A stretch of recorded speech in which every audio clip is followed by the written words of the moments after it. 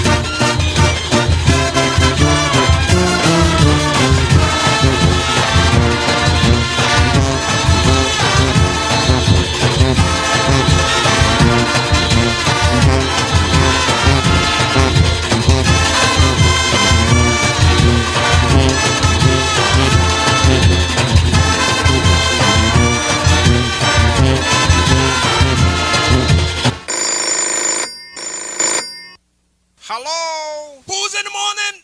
Bruce!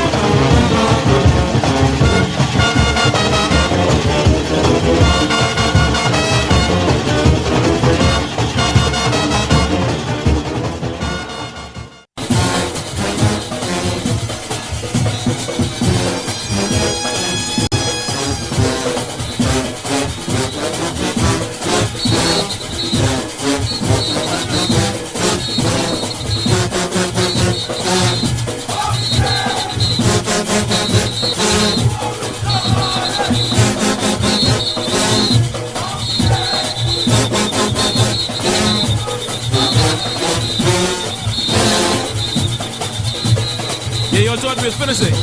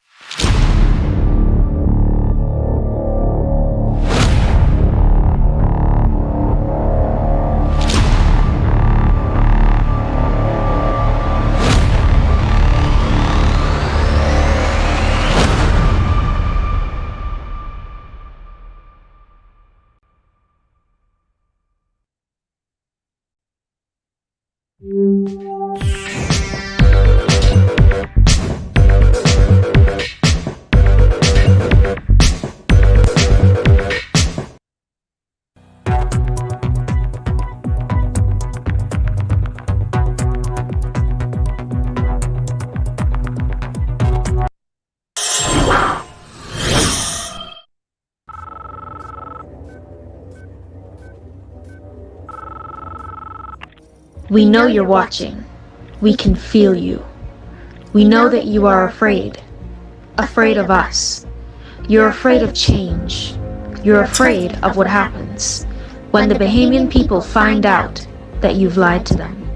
I'm going to hang up this phone, and we are going to tell them everything. We are going to tell them who they are and what you took from them. Change is not coming. Change is here.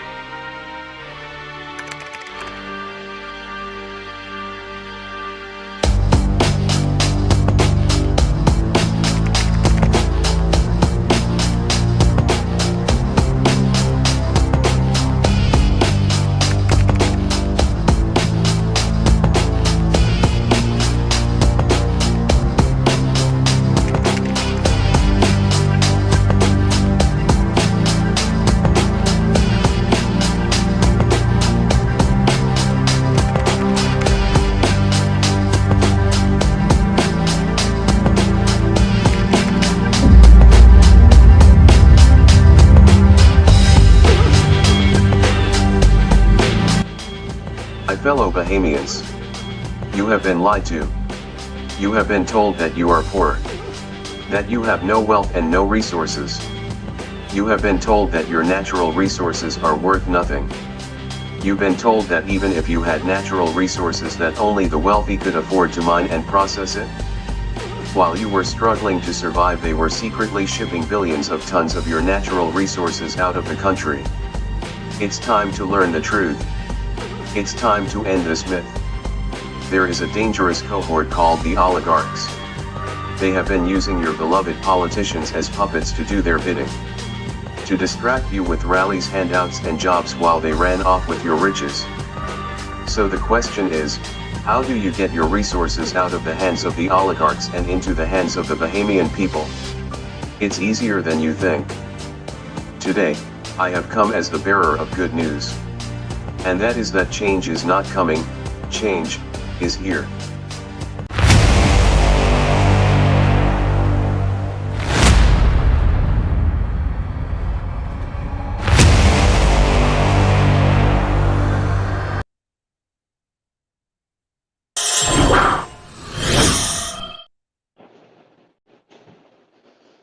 Good evening and welcome to COI Live on COI TV. I am Charlotte Green, Chairman of the Coalition of Independents. Today is Sunday.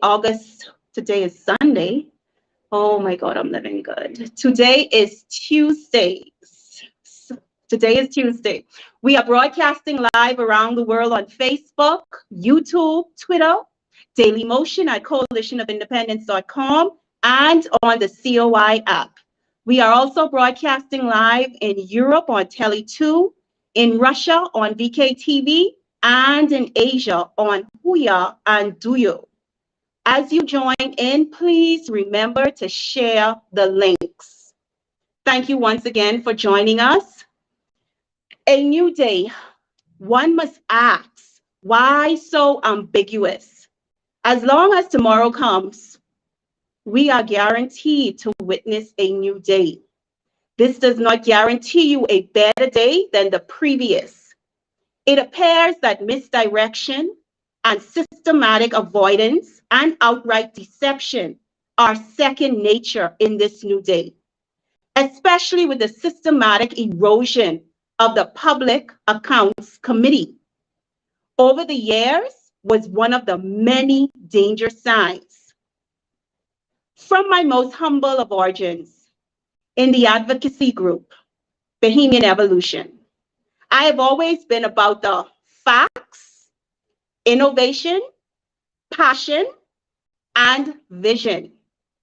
And one know we must have vision. Vision is what allows us to live. It allows us to explore. It allows us to be better.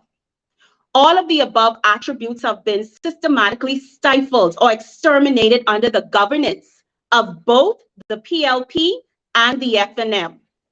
Bahamians, I am daring you to think about the Bahamas. I am daring you to demand and reclaim your dignity. We have taken into account that our caring, honorable Prime Minister have been continuously traveling internationally to attend sporting events and social events on the people's dime. I am certain there is a time and a season for all these photo ops. However, this is not it. I guess if you really want to know who someone is and where their heart and priorities are, you must watch what they do and do not watch what they say.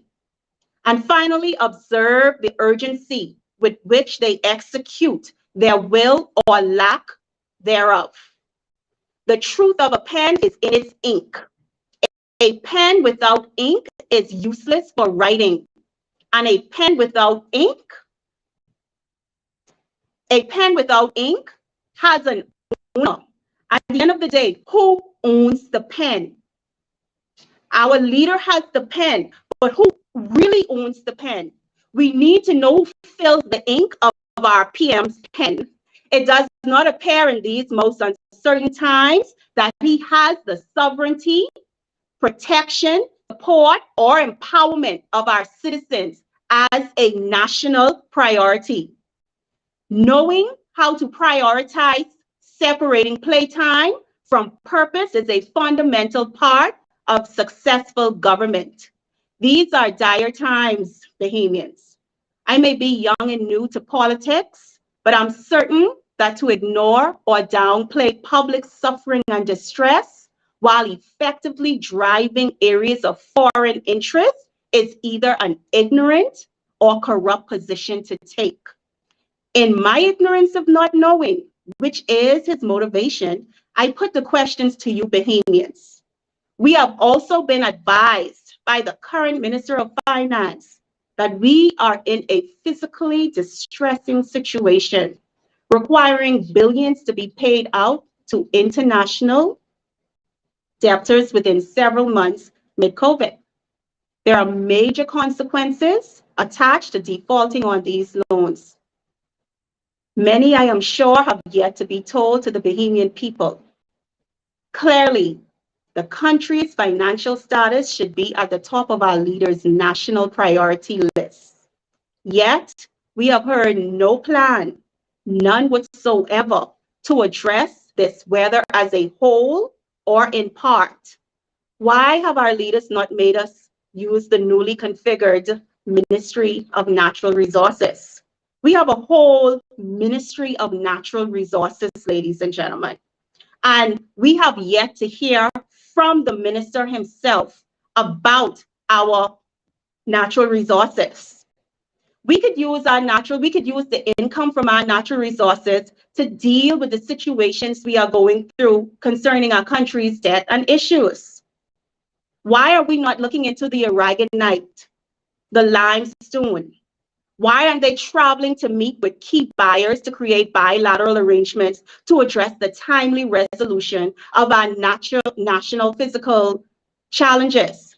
It has been duly uncovered on many fronts how the previous leaders lost or misused public funds and the power of their government positions of the office to tune of billions of dollars of the country's expenses.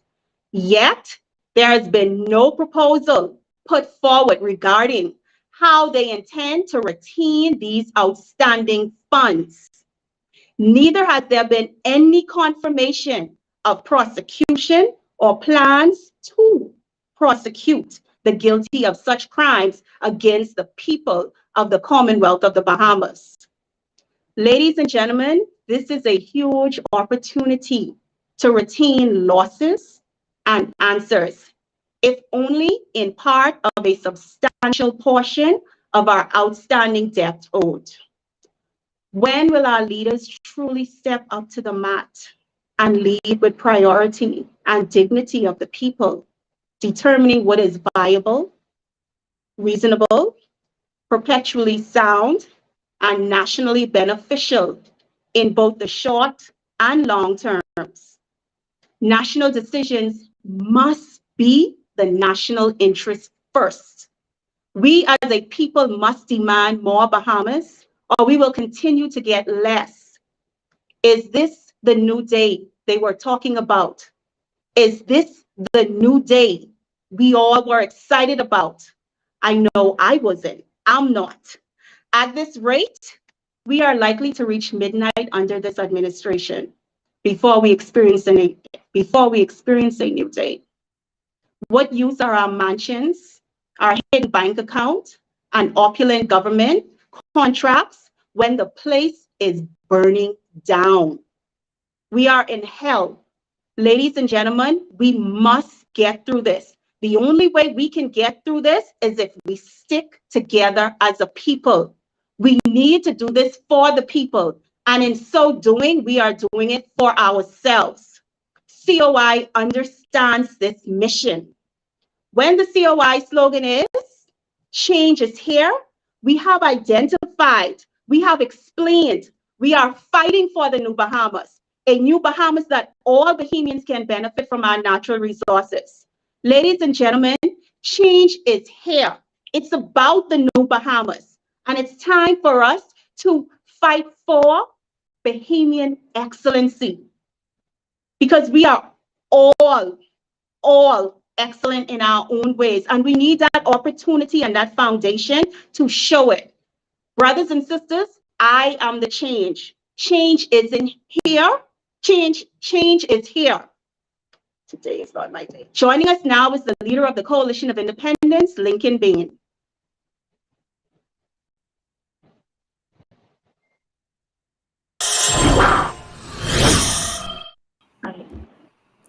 Good afternoon, everybody, and thank you for tuning in with us. It's always a pleasure to be with all of you.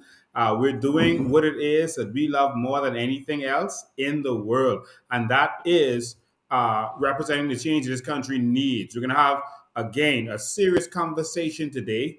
We're going to ask some tough questions, and some people aren't going to like it, but we're going to ask some tough questions. So we want you to stick with us today and make sure you take the time. Make sure you take the time to share this broadcast, to share this live broadcast, so we get the message out. We know that the media and this system is trying to keep the message from really going out. I want to say, especially though, to some of you are tuning in live, let me know where you're tuning in from right now.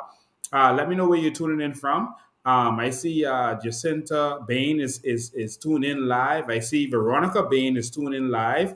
Marilyn Adley is here. Good night to you. It's a special good night to you. Otis Bodie is here. Thank you for being here. Thank you. Glenda Bain is tuned in live. Thank you, Glenda Bain. We see you. Sharon Scott is tuned in. Marco Woodside is in West Palm Beach. Bob Joey is in Eleuthera. Thank you, Eleuthera, and welcome. Michelle Knowles is there. Pinewood, I missed you. Din Hanna is tuned in. It's moving so fast. Tiffany from Freeport. Brian Swain from Marco City. Celeste Taylor. We see Konkala. Freeport is in the house. Julian Campbell from Montague. Sorry, they're going so fast. Turks and Caicos is tuning in. Jason Ferguson. Nassau Village. Oh, sorry, if I couldn't see your name. Watching for Freeport, Lerone, Lightburn. Ina Knowles is from Nassau. Green Turtle Key is tuning in. I couldn't see your name. It moves so fast. Terrence Bastian is watching.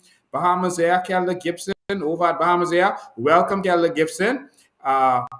Rico Brown. Prince Roll is watching from Grand Bahama. Prince Roll. Gordon, I'm trying to read so fast. Wolf Road is in the house. Shanika Gray, Wolf Road is there. Mady is from, I think Mady said was from Grand Bahama. Sorry, they're going so fast. Marilyn Ferguson, West Palm Beach, another West Palm Beach. Pinewood in the house. Ann Green is from Pinewood. Manisha Milford is from Nassau Village. Sharon Scott in Golden Isles. Freeport is listening. I missed where you're from. Shanika Gray's Wolf Road. Henry, I miss you. Marilyn Adley again. Vernon Woodside. Oh my God, they're going so fast. There's so many of you up here. Thank you so much. Brenda Ferguson is from Marco City. Oh, this is a takeover. This is an absolute blackout all over the country. Fire Trail Road, Hanaman. Abaco, Trevor Elam, that's Robert Malone. Dennis McLean is from Orlando.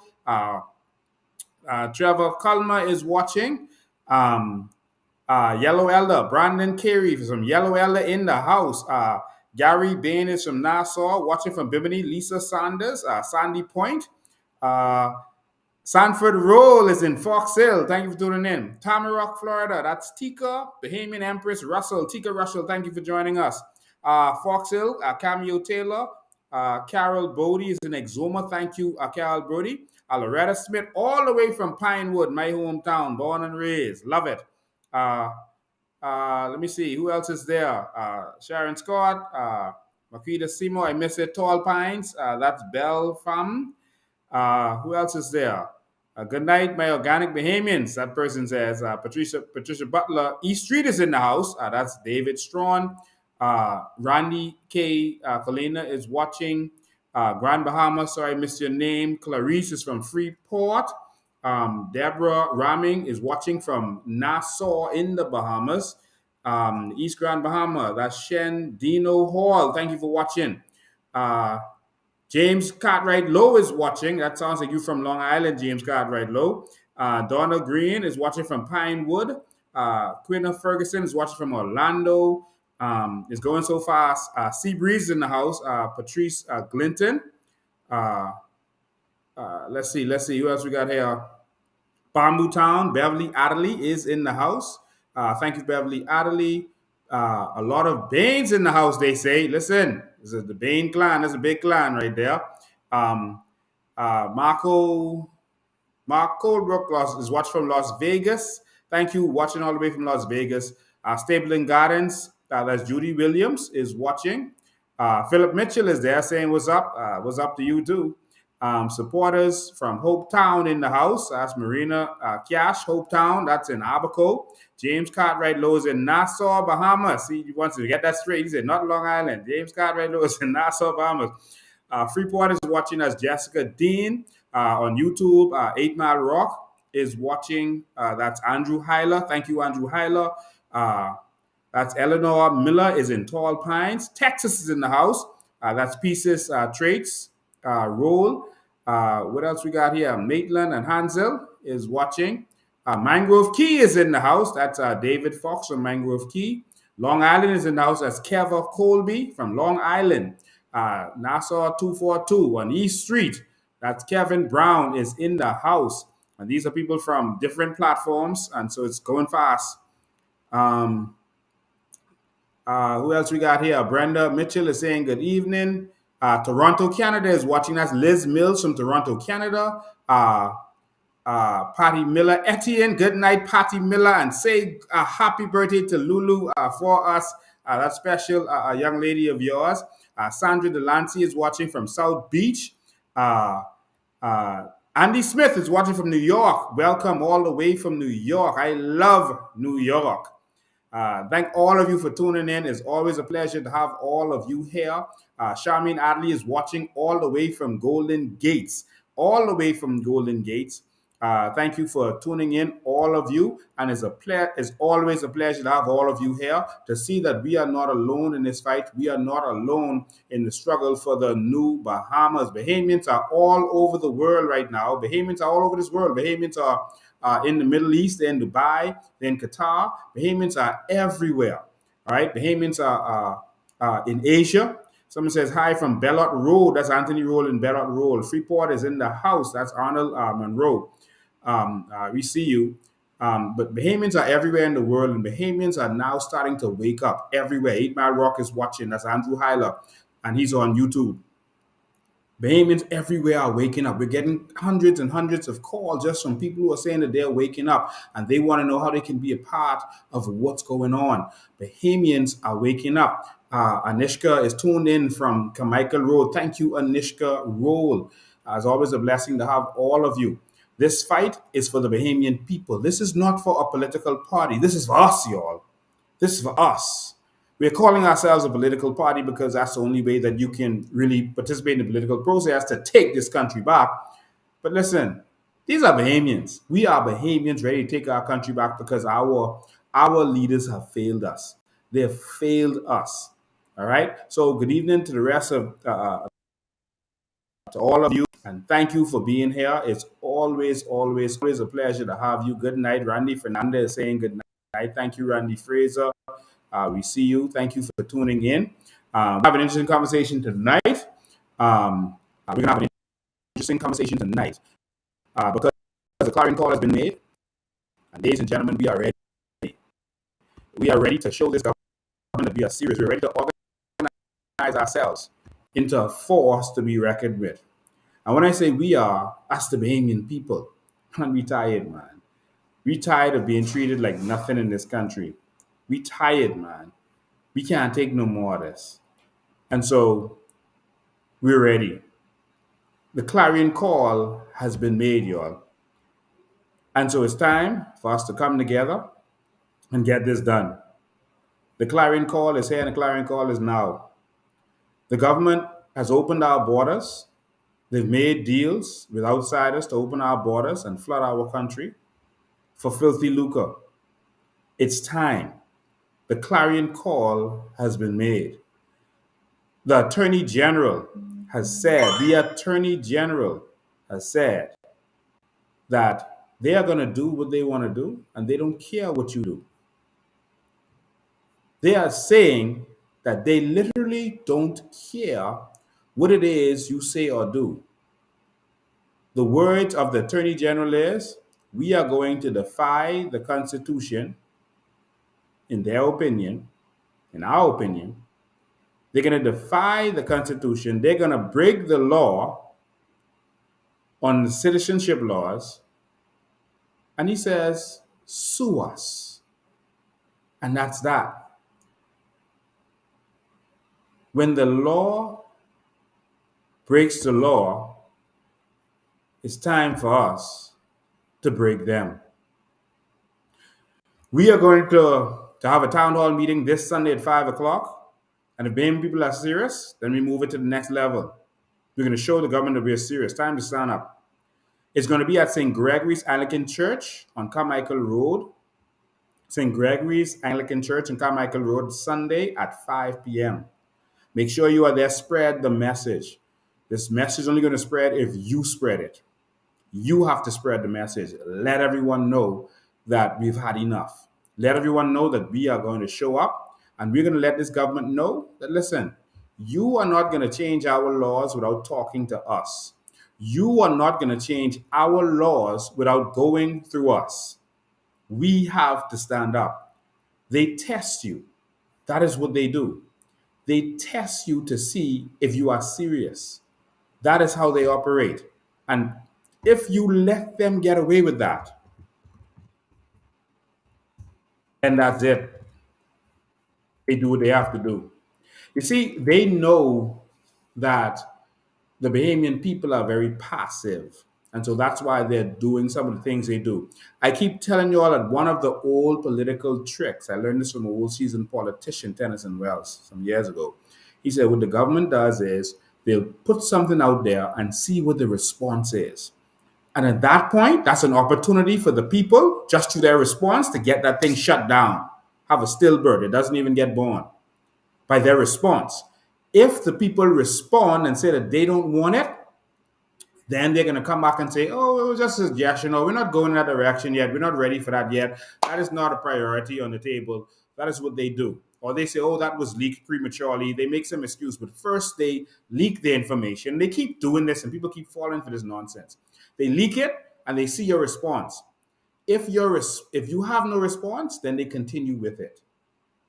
But if you do respond, then they have to kick the can down the road. But ladies and gentlemen, we have to do something. We have to do something. And so we are going to stand up. We're going to stand up. And so we are going to be there, and we're calling for all of you to be there. We are calling for you to be there. Don't come alone. Bring your friends, bring your families. We're going to be on Carmichael Road. We're going to be at Carmichael Road, and we're going to be at St. Gregory's Anglican Church. Our chairman is going to be joining us again. We're going to be at St. Gregory's Anglican Church. Miss Green, are you ready to paint the town black? I was ready. I was ready from the day I was born, Lincoln. I think this was the reason I was born. I'm ready. It's time we bring some change to our country. Change is really needed. I'm tired. I'm tired. I'm young, but I'm tired. Since I got into this, I experienced so much in such a short period of time. So I can only imagine how some of our freedom fighters feel, who have been going through it for years, who have been trying to fight to bring change to our country. But I think we have reached the boiling point, Lincoln, where enough is enough. The people are tired, and even the young people are starting to see what's going on. When you speak to some of them are wise beyond their time, Lincoln. When you speak to some of them versus when you speak to some of the older ones, the young people eyes are open and they are ready for a new Bahamas. They've seen what their parents have gone through, and Lincoln, they don't want to be their parents. They don't want to go through what their parents have went through in this country. So, I think that we are here for a particular specific time, and we must obey what we have been sent here to do. So yes, I am ready. Definitely. So we want all of you to be ready and prepared for that. So just a couple of things as we go into what we're going to go in today on this special broadcast. I just want to congratulate the people of Pinewood government again. Every single election, they talk about how they're going to fix the drains, but now they're talking about it, and so this time they have a reason to fix the drains. One is we gave them the solution to fixing the drain. We gave them the solution. We actually put together the plan. We gave them the graphics, the drawings, how to do everything, a full plan, a full solution. We gave to the government, and they, of course, took it and ran with it, where they're going to put the reservoirs underneath the park, and they're going to allow all of the water to drain into the park, and they can do stuff with the water, and you can treat the water before you run it out to the canals or wherever you want to run it to. And so it took a young man from Pinewood who grew up in all of that torture of having, when we had rain, you had to go out to school, you had to take off your shoes and your socks and walk through that water, and then walk bare feet a little bit till your foot dry, to put on your socks and your shoes and go to school.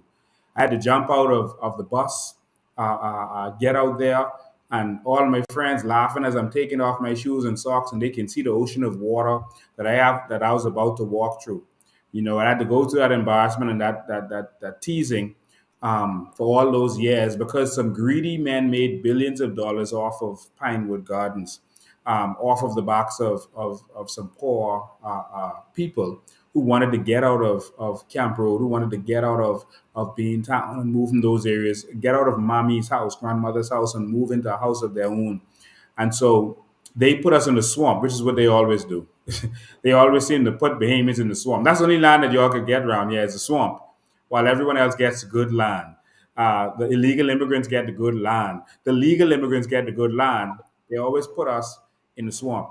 But the solution is coming. And this time they have a reason to do it. They never had before. That's why they never did it, except they keep making you feel they're going to do something. There, Kalis will be every couple of months. He'll say, oh, the solution is right there. It's on the Prime Minister's desk. And they keep hyping you up. They keep dangling the carrot in front of you. Oh, it's coming. We got it. Oh, we're going to start. See, we dug a hole on this road over here. And they flammed us For decades, they flammed us. Every election, they kept flamming us in Pinewood. And we keep falling for it and just voting for the same people who keep flamming us over and over and over. I took a young man from Pinewood, Lincoln Bain, to come and show them how this can be done and what can be done. And of course, they won't give us, the people of Pinewood, the credit because it's us who came up with the solution. I'm a son of Pinewood, been there all my life. And it took us to come up with a solution. And they are going to do it this time because I am a political threat. And so, Ms. Green, because I am a political threat, the PLP is now saying they have to produce something this time. And because they always get thrown out, then people always run them. But because I'm a political threat this time, and we did so well in Pinewood this time, they are going to fix that drain and hope that that is enough to stop me from getting in the House of Assembly. Their biggest nightmare is Lincoln being in that House of Assembly. They don't want a COI there, but they definitely don't want me there because, trust me, I would have already been giving them hell. I'd have been tabling bills to solve this crime problem. I'd have been tabling bills to solve this immigration problem. I would have been giving them hell. I'd have been calling them into account, calling for select committees. I would have been giving them hell. And that is what they fear more than anything else. But I just want to say that Pinewood, it looks like we're going to get it this time because they see me as such a threat. And so we had to come and threaten them in Pinewood. We had to do it in order to get this solution. All right, so it's coming. We'll see what happens. And if they fail and they flam us again, then the COI is going to take over, and that is going to be a priority because what happened in Pinewood was a crime against humanity. What they did to the people there, it was a crime against humanity, and it is urgent. It is an urgent need to fix that. All right. So thank all of y'all and congratulations for that. And so congratulations to the people of Pinewood. And so the next thing I wanted to discuss, Ms. Green, quickly is that if you watch the news this evening, they had a very interesting story on there. They were talking about a repatriation exercise that is about to take place in the coming weeks. We have put so much pressure on them that now they are going to have to send back persons who they say they have. Now they're going to have to send some persons home, and they're talking about just over 100 persons that they are going to send back. How do you feel about this, Ms. Green?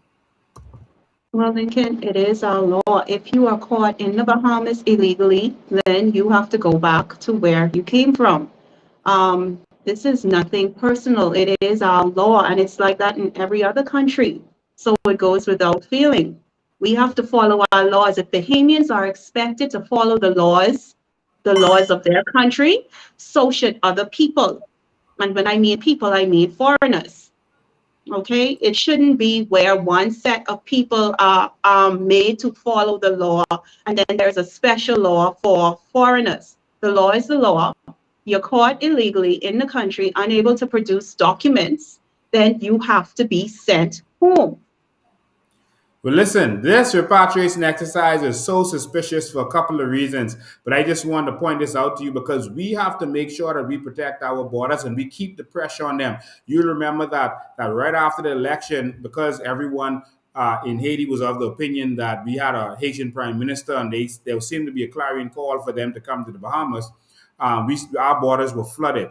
Inaga was flooded, other places were flooded, and they started making excuses. And it wasn't until they realized that COI was coming down there to Inagua that they actually took some action. And so I want to thank the COI for always being ready to defend this country and defend our borders. But we went down there and we forced their hand.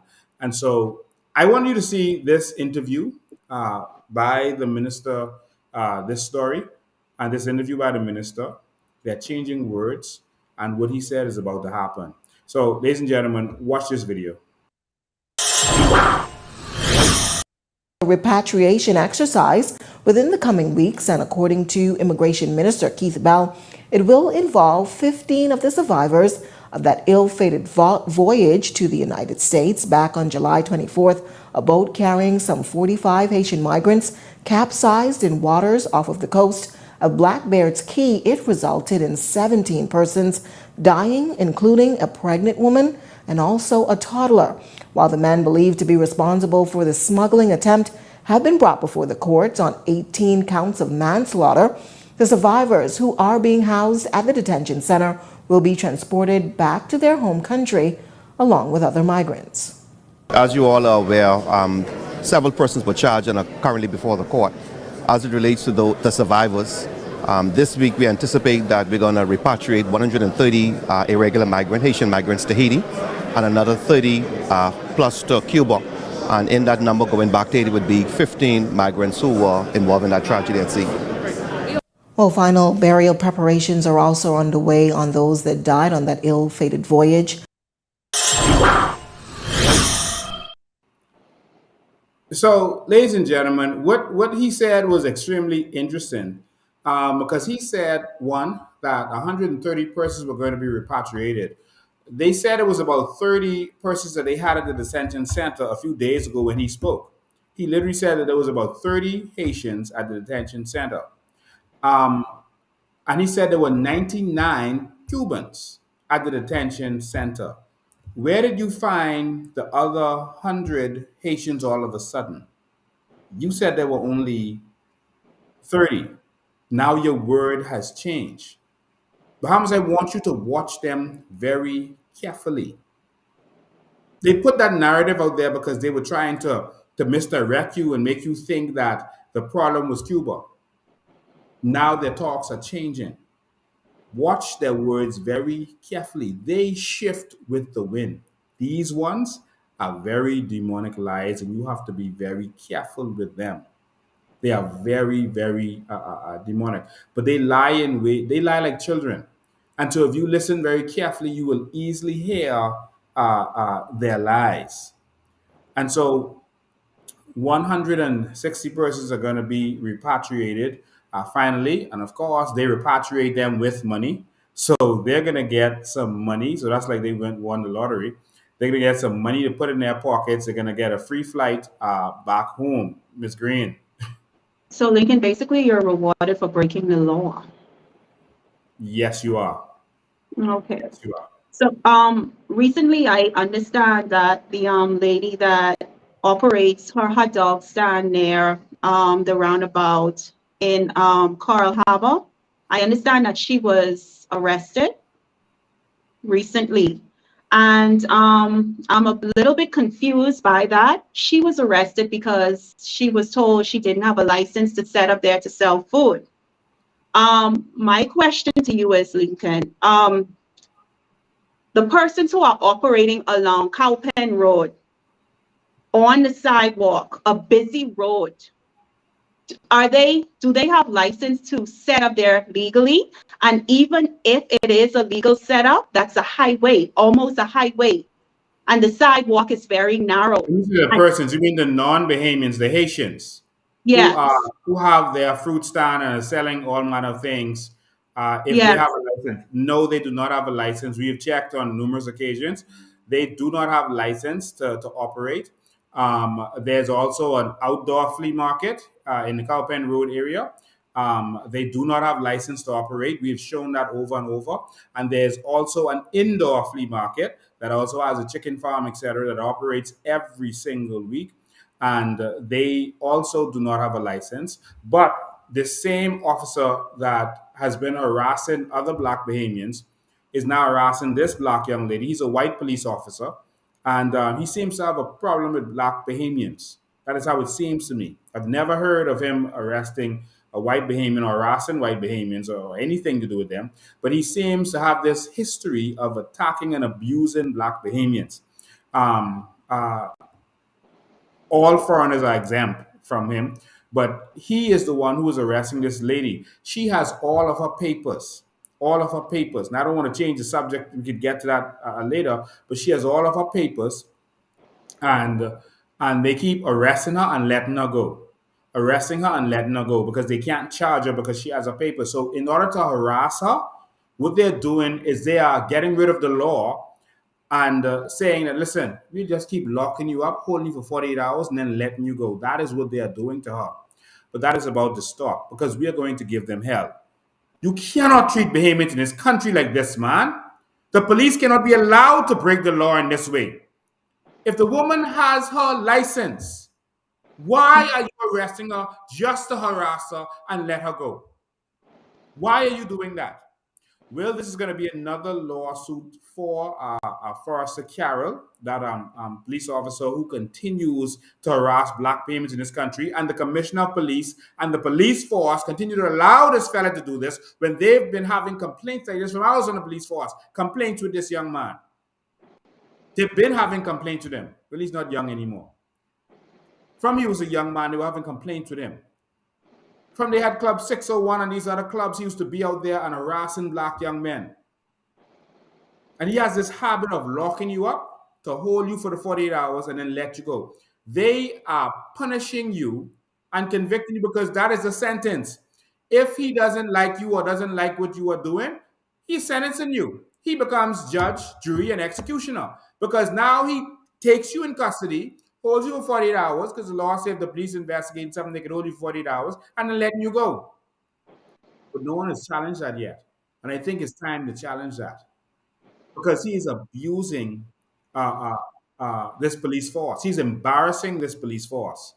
And so we're going to have to sue him personally. Some people will ask why do police normally, get sued as the police force and not as them personally? That's because the law, what they teach you in law is that you go after the person with the money. You don't waste time going after someone who don't have money. And so what you would do is you sue the police force because they have the money to pay. You sue the government because they have the money to pay. And then you don't waste time suing the person in their personal capacity. But you can. There's nothing stopping you from doing that. And that's what we have done. We have filed lawsuits against Forrester Carroll, the same police inspector, on a personal capacity. And so that means that the Attorney General cannot represent him. He has to represent himself. And that means that he has to pay for himself. The government can't pay for him. And so this is what we're going to do. But he seems to have issues, right? And this has continued for far too long. And this needs to stop. All right, this needs to stop. And the police force, by continuously sending this man out to the public, one time they're taking him and putting him to police headquarters. They're taking him off the streets and to get him away from humans. They they posted him to police headquarters. Somehow he was back. All right, so that's going to change. But no, those immigrants don't have what they're supposed to have. But I want to get back to the point where we were talking about the immigrants. The next thing the minister mentioned just now, the next thing he mentioned was, you heard him, he said that 15 of those persons are persons who survived that boat tragedy. 15 of those persons who are going to be repatriated are persons who survived that boat tragedy. He mentioned that 4 persons were arrested and charged, and those are the persons they believe were smuggling those persons. But he said those other persons who are also breaking the law by disembarking from this country illegally, that the government is going to break the law by not charging them and just taking them home, giving them a free airplane ticket back home, and putting some money in their pocket. That's what's about to happen. This is against the law. And you can see that they're only doing this exercise because they're pressured to do it. Only because they're pressured to do it. And you can tell that because they clearly are not arresting those persons who were on that boat. And so this is the immigration law. And the immigration law is as clear as day. And so if you look at Section 18 of this act, this is the Immigration Act.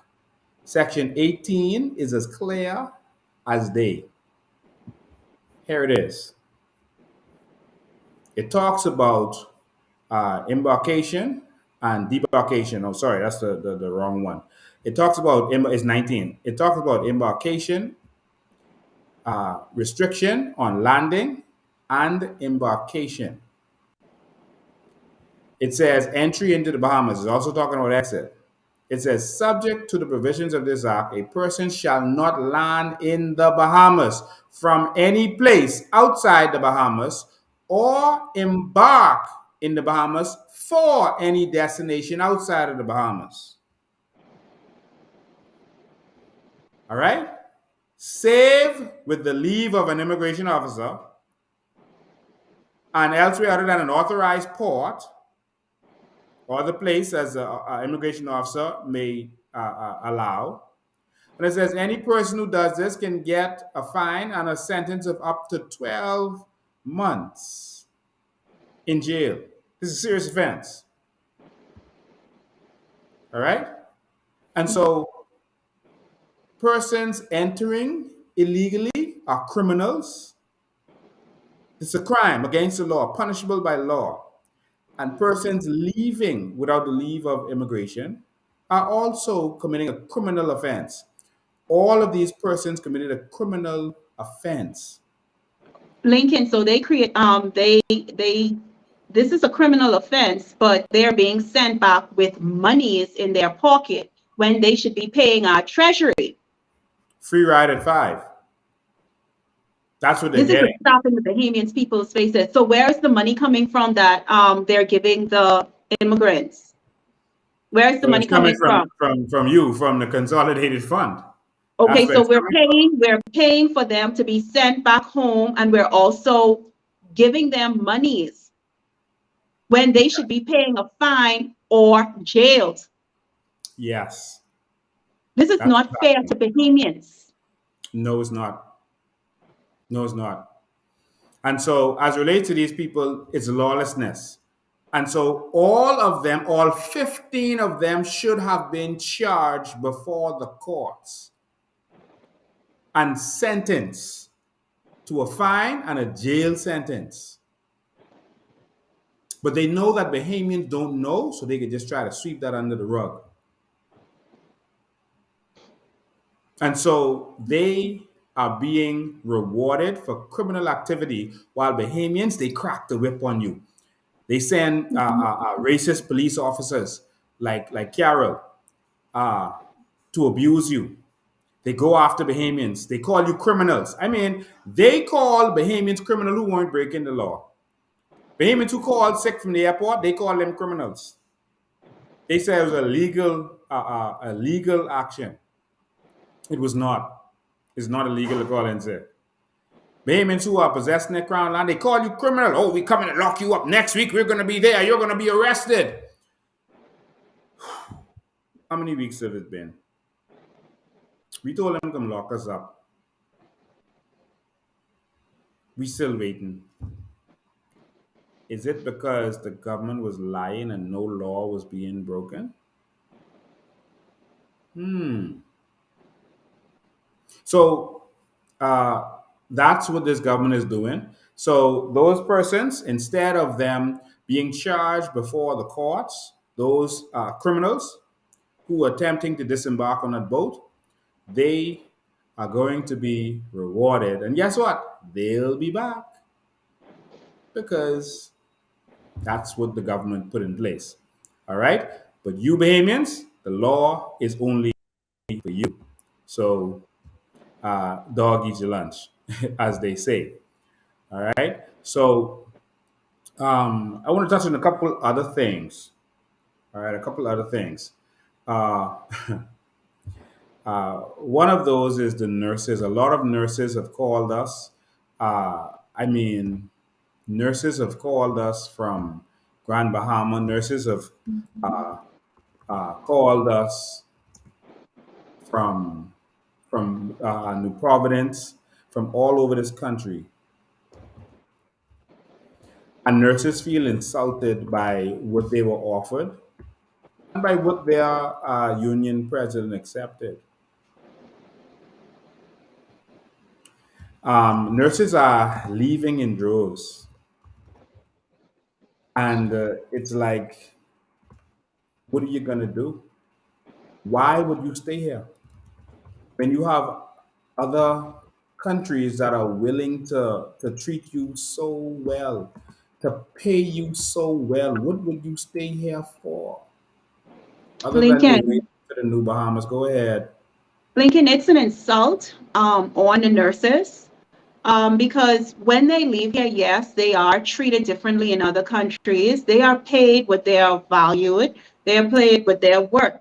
But when we have foreign nurses come here, the foreign nurses and foreign doctors are treated the way our nurses and doctors would be treated if they would go away to work.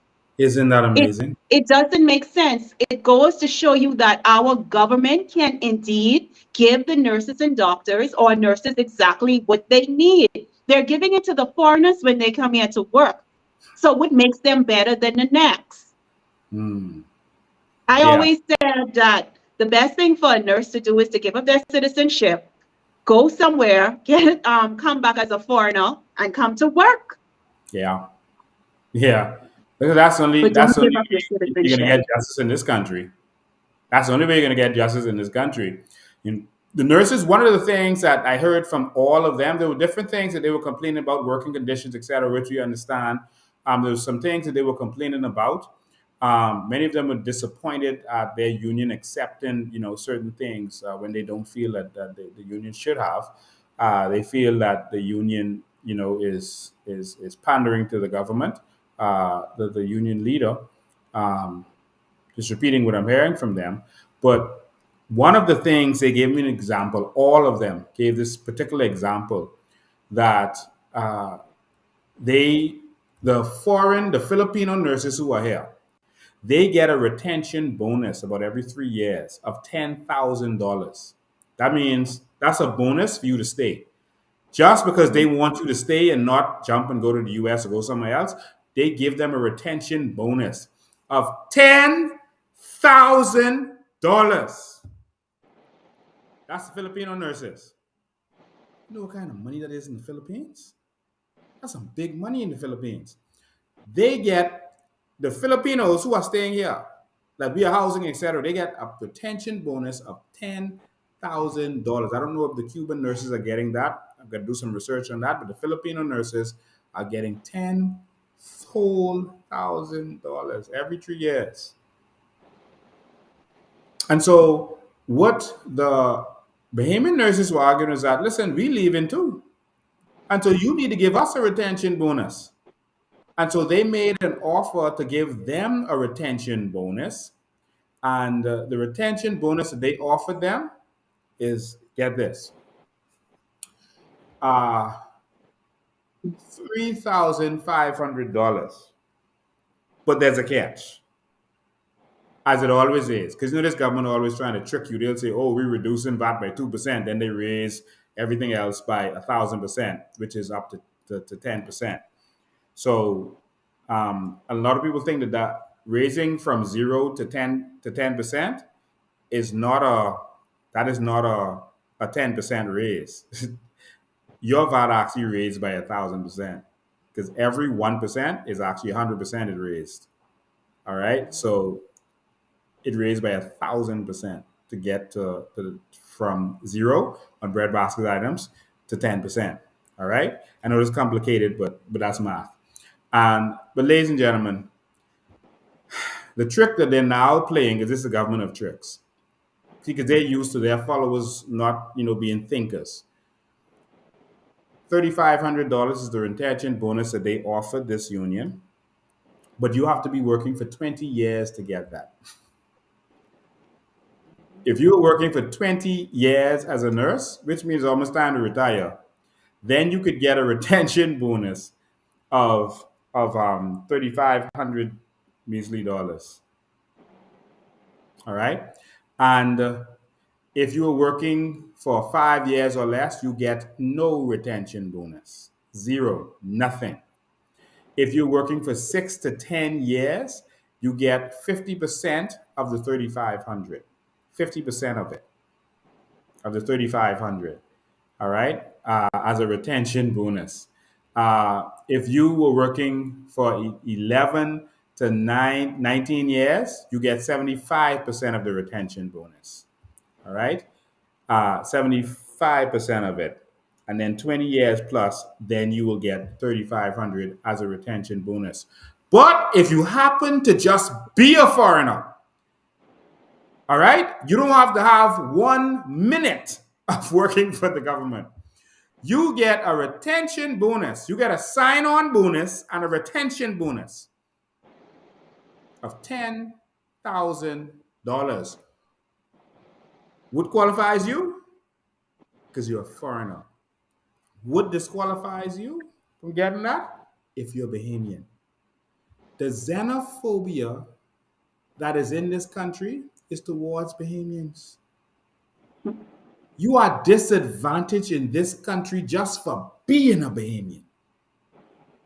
That is your sin. Your sin is that you are a Bahamian. That's why they treat Bahamians differently when it comes to crown land, when it comes to everything else in this country. Well, that's the nurses. I want to skip over now because the nurses, we're still talking to them. We want you to continue to stand up and fight. Don't fall for the tricks of these politicians and those who would sell out to them. Don't fall for their tricks. But how do you feel about that retention bonusing, Miss Green? Well, Lincoln, like I said, as Bahamians, we are not even treated as second-class citizens in our country. We have went down the ladder to third-class citizen, and it seems like we're going lower and lower and lower. It's like being a Bahamian, there is no worth. There is no worth in being a Bahamian. Our nurses, our teachers, they work on the front line endlessly and tirelessly to service our country. And the lack of respect that is shown towards them, it's unacceptable. But you know what, Lincoln, at the end of the day, it takes all of us, nurses, doctors, teachers, civil workers. It takes all of us. All of us are Bahamians to bring the change that we need. We can't spend the rest of our life complaining about it. It's a problem. And I do hope the teachers, the nurses, they stand up and not stand up for themselves right now, but stand up for the future young teachers that will be coming in. Stand up for the future nurses that will be coming in. One day it's going to be one of our children who will have to now go through this in the working field. We have to stand up to make some changes. If not for us, for them. Yeah, definitely. And so we move on now to the teachers because they have been calling us. I mean, the WhatsApp group of the teachers, I mean, exploded yesterday when Philip Brave Davis made that comment that appeared in the news. Philip Brave Davis seems to be morphing and transforming into Hubert Alexander Minnis day by day. He seems to be saying some stuff, doing some stuff that looks a lot like Cuban Menace. He literally publicly said that the teachers need to go above and beyond. They need to do more. They need Lincoln, to. I don't know what else the teachers can do. You have teachers who go their way to buy books, pencils, uniform, food. These teachers go above and beyond, but at the end of the day, teachers are humans too. These teachers are also parents. Okay, these teachers have bills. These teachers have personal responsibility.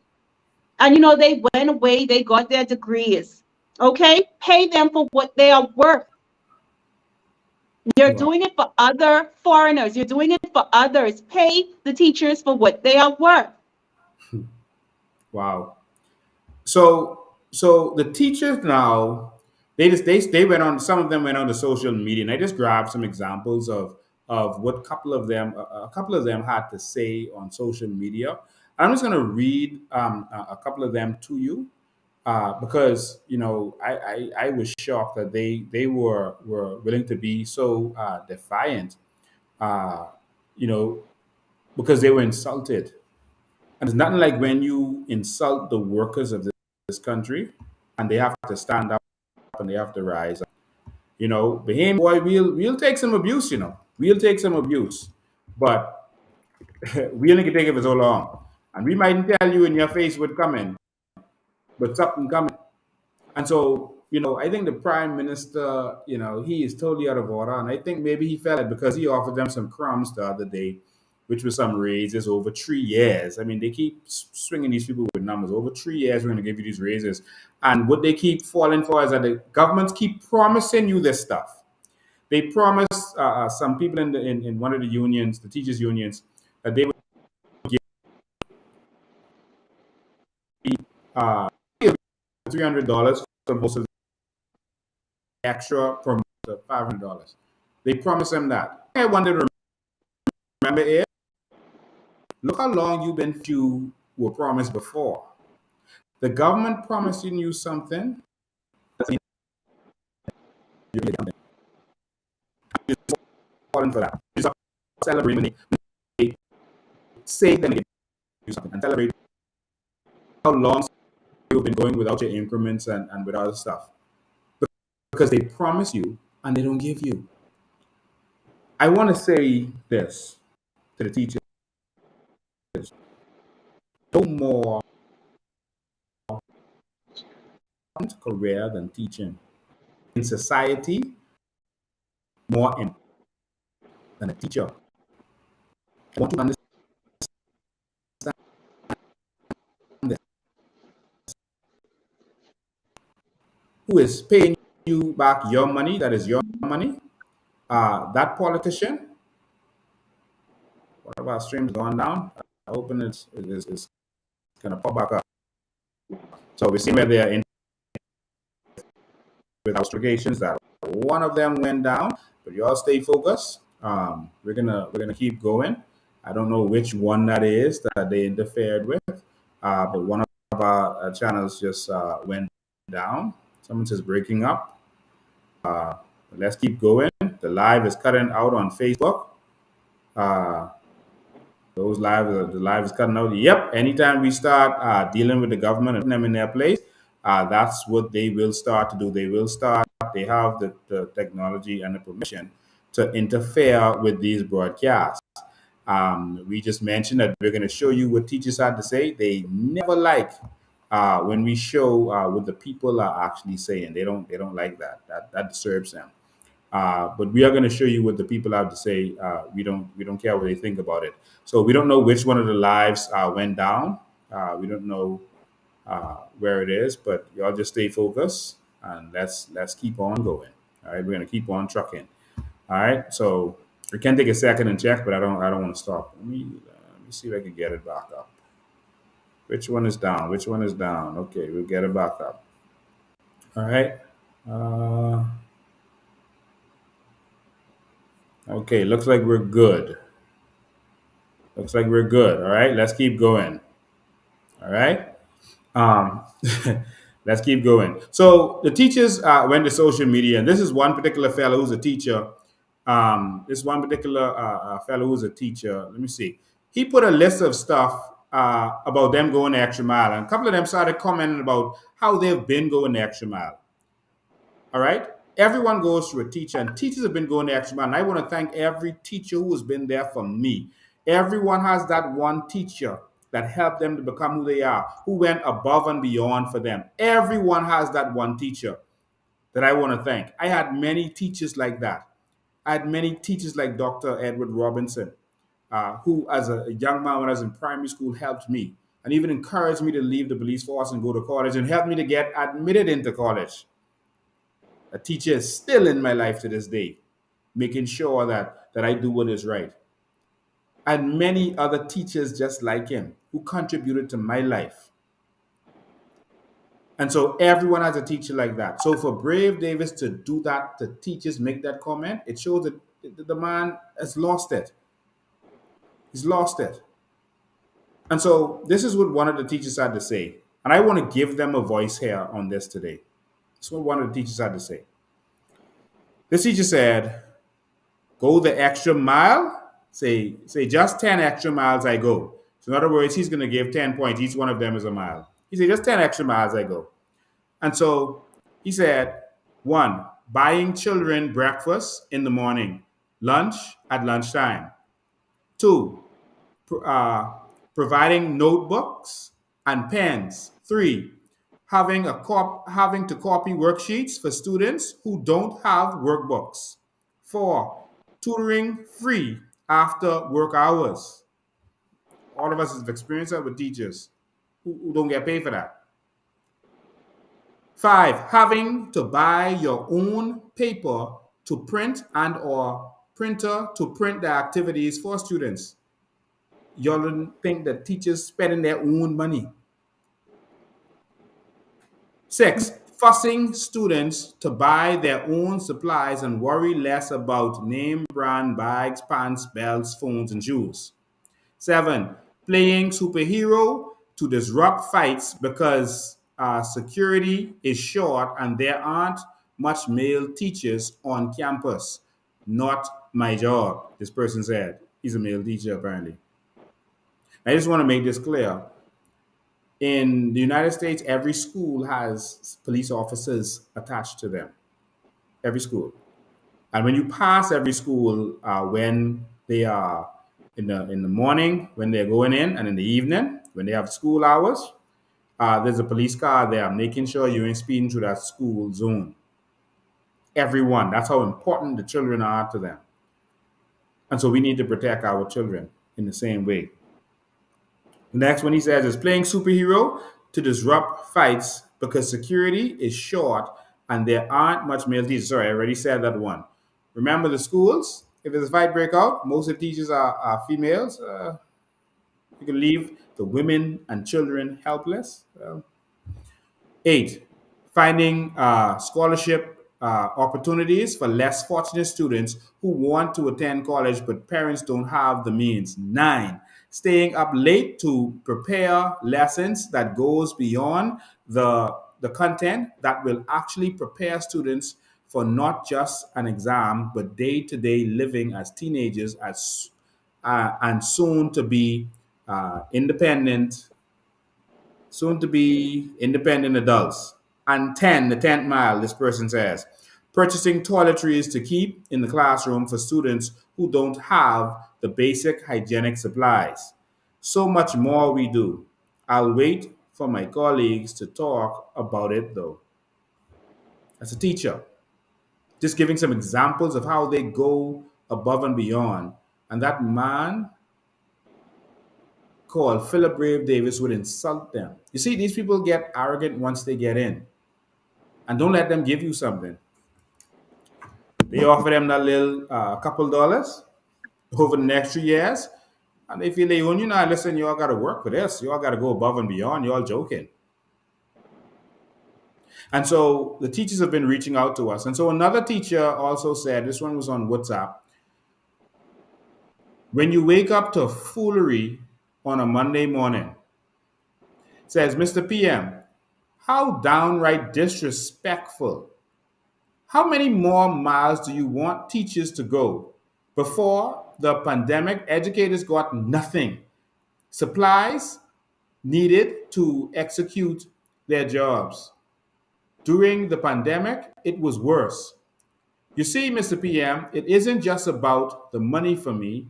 I am a professional. I wasn't elected. I was called. I went to school and I have a degree.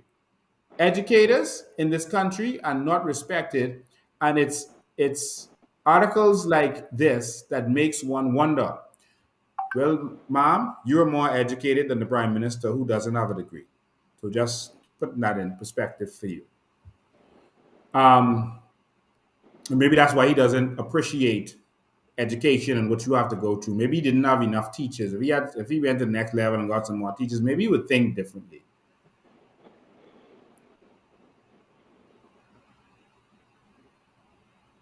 She went on, the bell will be ringing in a few days to begin the new scholastic year, where teachers will spend once again their personal funds to decorate a classroom to welcome students, purchase school supplies, uniforms, and as well as provide lunch and sanitary items for students. And you're talking about the extra mile. So when you go into those schools and you see how those boards are decorated and they have all those decorations and all that nice looking stuff in there, teachers have to pay that for themselves. And they get graded on that. They get evaluated on that. On something that the government doesn't pay for. I mean, that is the most ridiculous thing that I've ever heard. They have to spend their own money and they spend their own time. They cut them out. Our family members that are teachers. They have to sit down and cut out that Mickey Mouse or whatever it is they're doing, that bee that they're drawing. They have to draw that, cut that out, decorate that, draw, put on their glitter. They have to do all this stuff like Junkanu, with brand for Junkanu. And then this man talking about the extra mile. The teacher continues, I have no more shoes, sir, to walk. Yes, we entered into this profession to make our country better, and if I must say so myself, we are doing that. What baffles me is teachers are charged to do so many things with no resources from you, the government, or the Ministry of Education.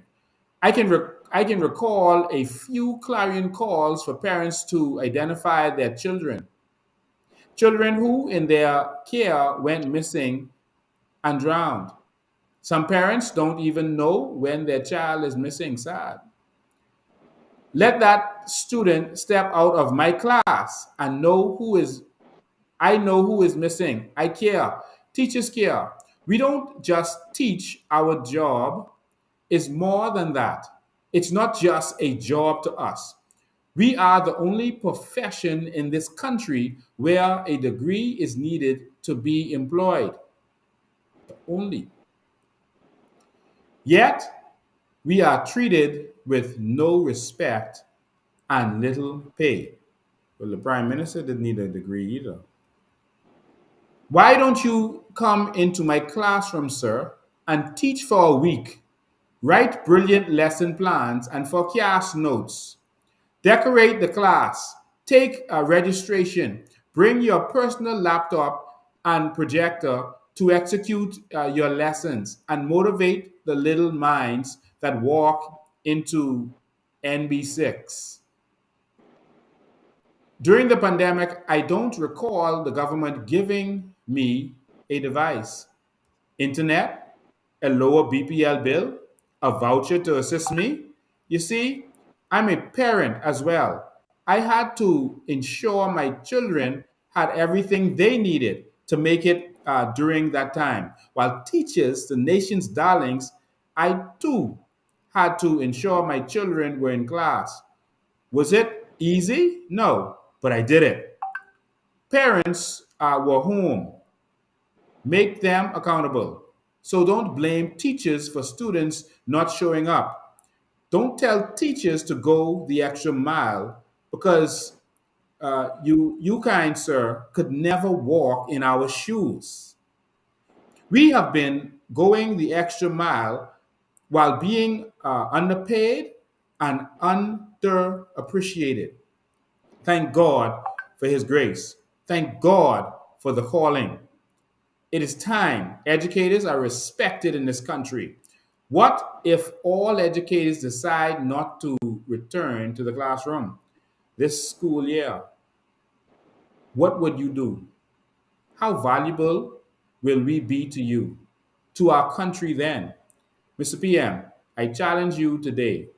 Put your money where your mouth is. Respect educators. Show us that we are valuable, not just in saying, but by doing. Raise our pay. Pay us what is owed to us. Provide the necessary materials needed to educate the nation's darlings.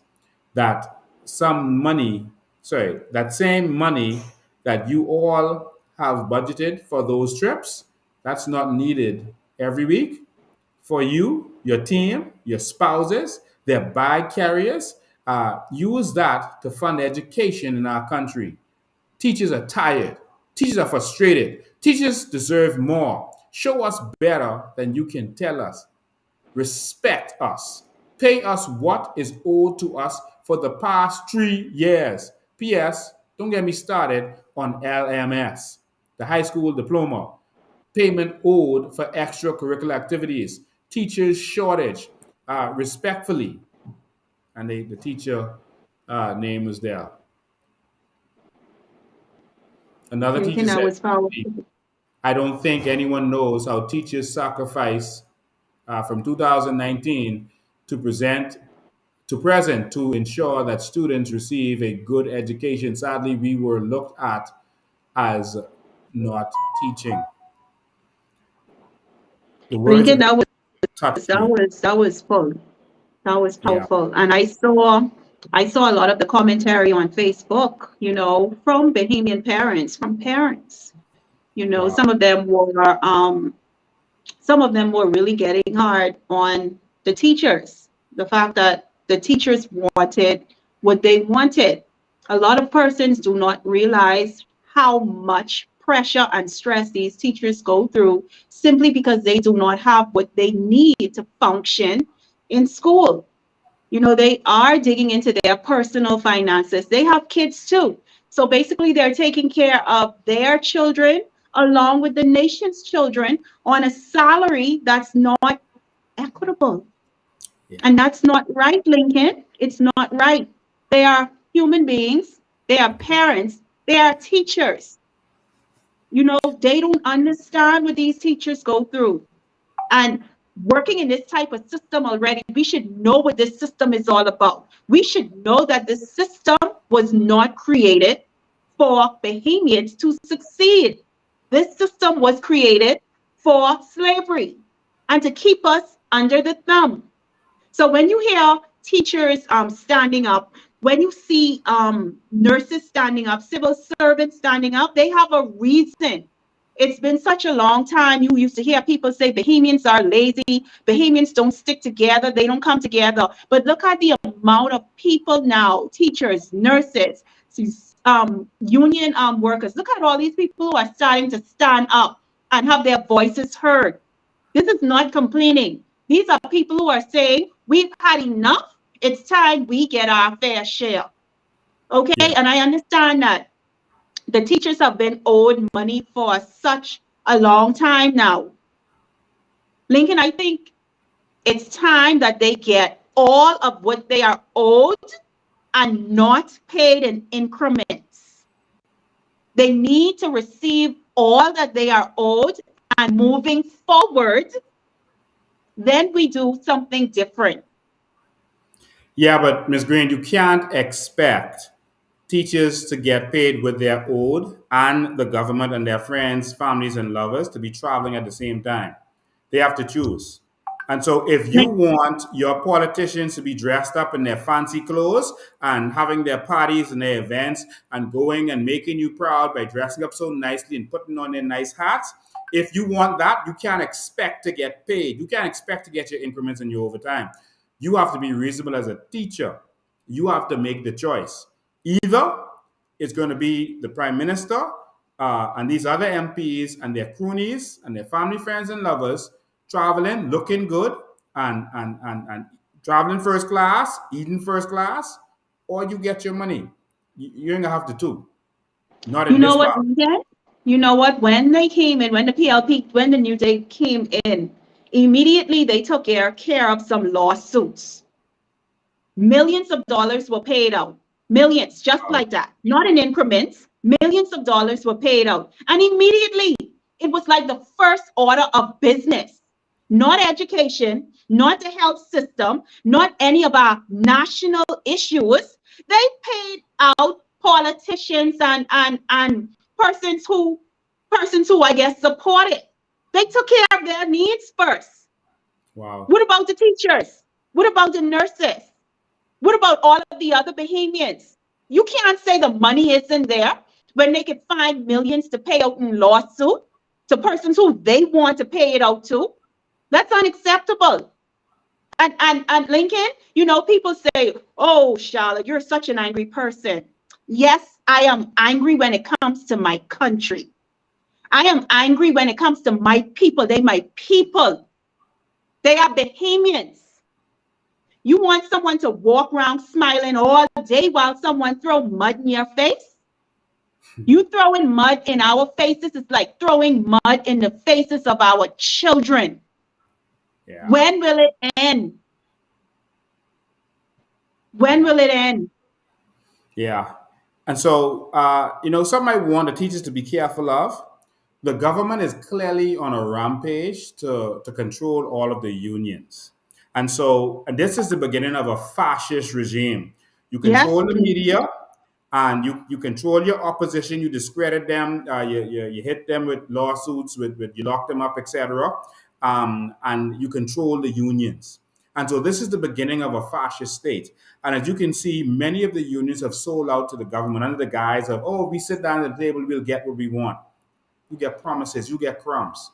The government promising you to give you a couple of dollars over the next 3 years. How much times have you gone through that? If you accept that you have failed the people. And what I notice is that they are getting other union leaders to go against union leaders who are taking a stand. And so you saw when the airport workers took their stand, they got some other union leaders who appear to be puppets to speak out against that particular union leader. Because if you've been working for years and not getting paid for years, why would you keep working? Make that make sense to me. If we stop paying the politicians, you think they keep going to House of Assembly? Not them. If you keep not getting paid what you're owed for all these years, why would you keep working? Why wouldn't the government be looking out for these people? Why? But they grab the union leaders to try to talk down to them with promise to the union leaders. Union leaders normally sell themselves out to get some benefit for themselves. That's what normally happens. And that's an old thing. And not just in our country. But now I see what they're doing is they are going after Belinda Wilson because she's a strong union leader. She's not weak like other union leaders in the present and the past. And they feel that once they cut her off, that there will be no more strong unions if they get her and Kimsley out of the way. Persons who might sign up to them. Kimsley Ferguson, that is.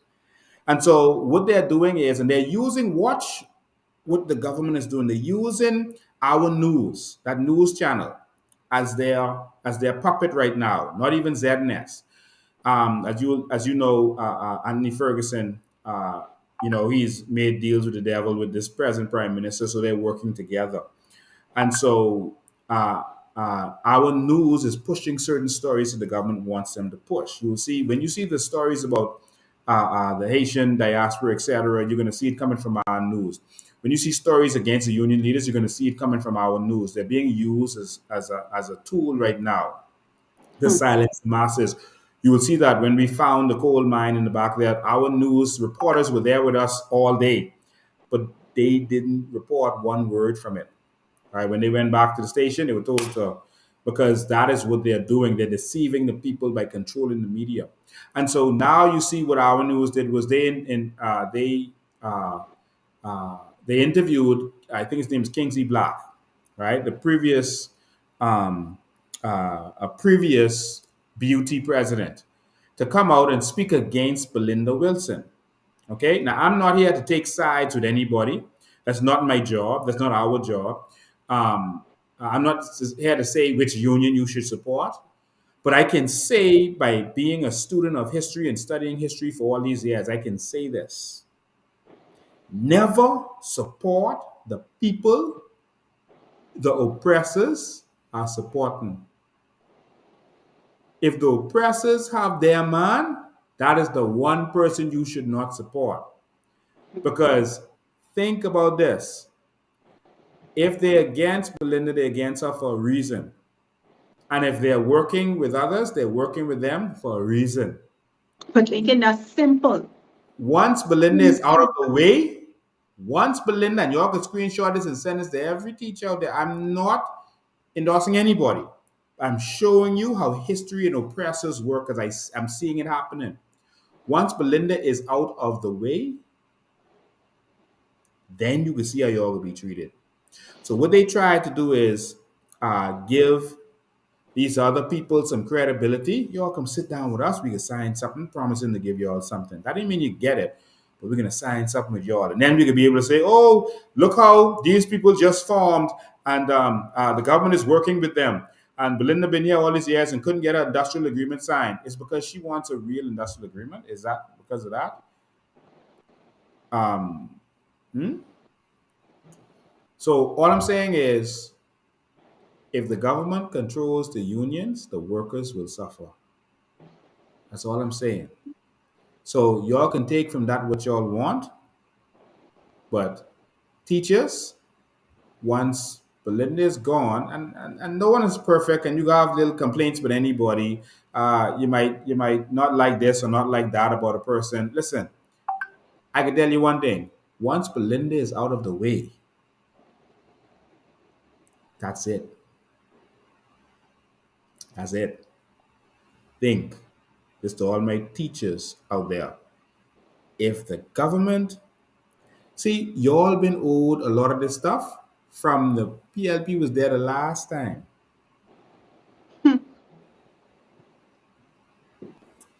Y'all was owed it under the FNM and owed it now.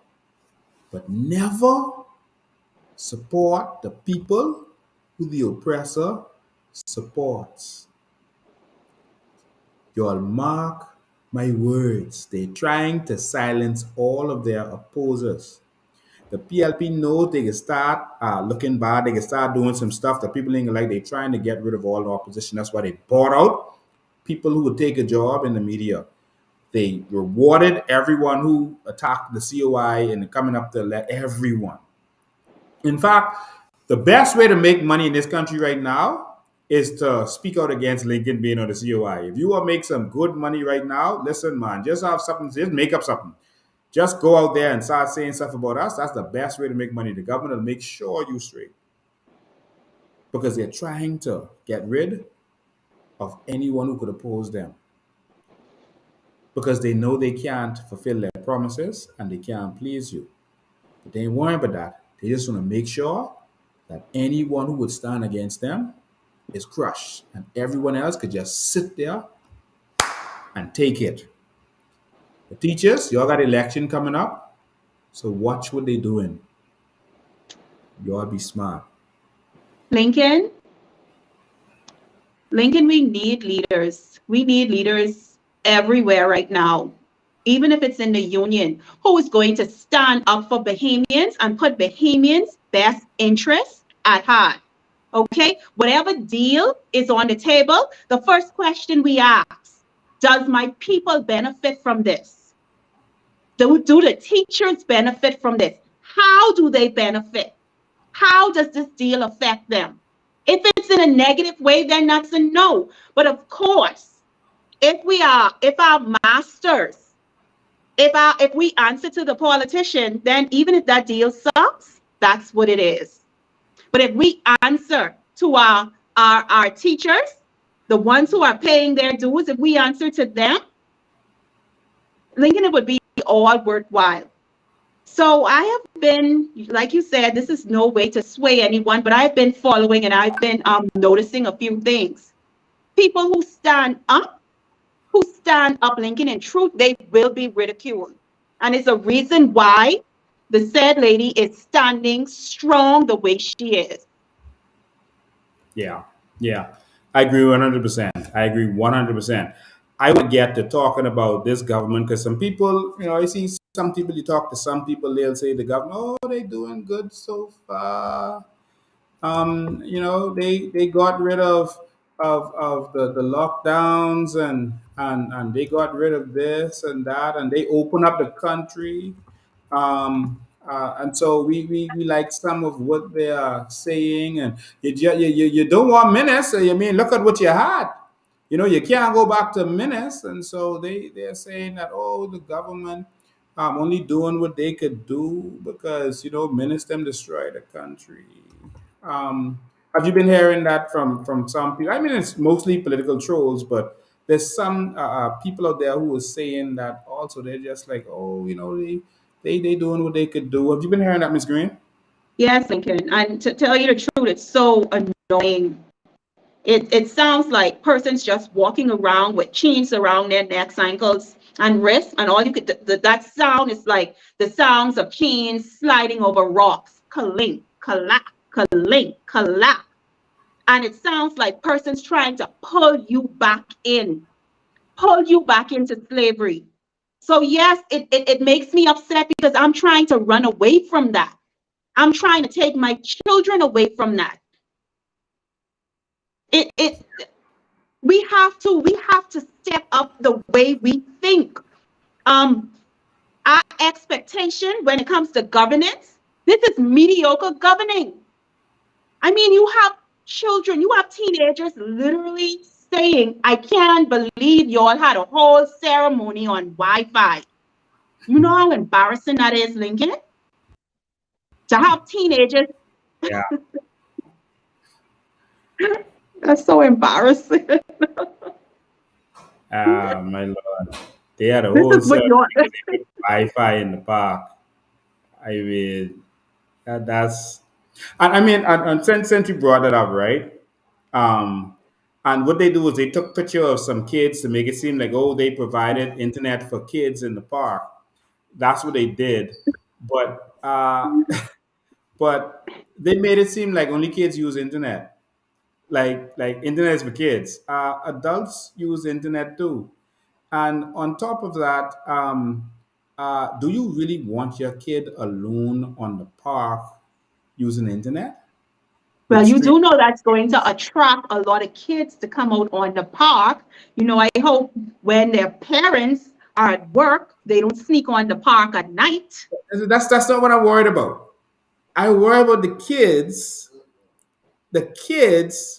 who are now unsupervised on the That's what I'm parks saying. by themselves with adults and the internet. But they didn't think of that. Because had we launched this, we would have launched it in such a way that you can actually make sure that parents block certain things. You would encourage parents to block certain things. Certain IPs can be blocked for kids. You could have an internet access that's a kid's internet access. So their internet access would block certain websites, etc.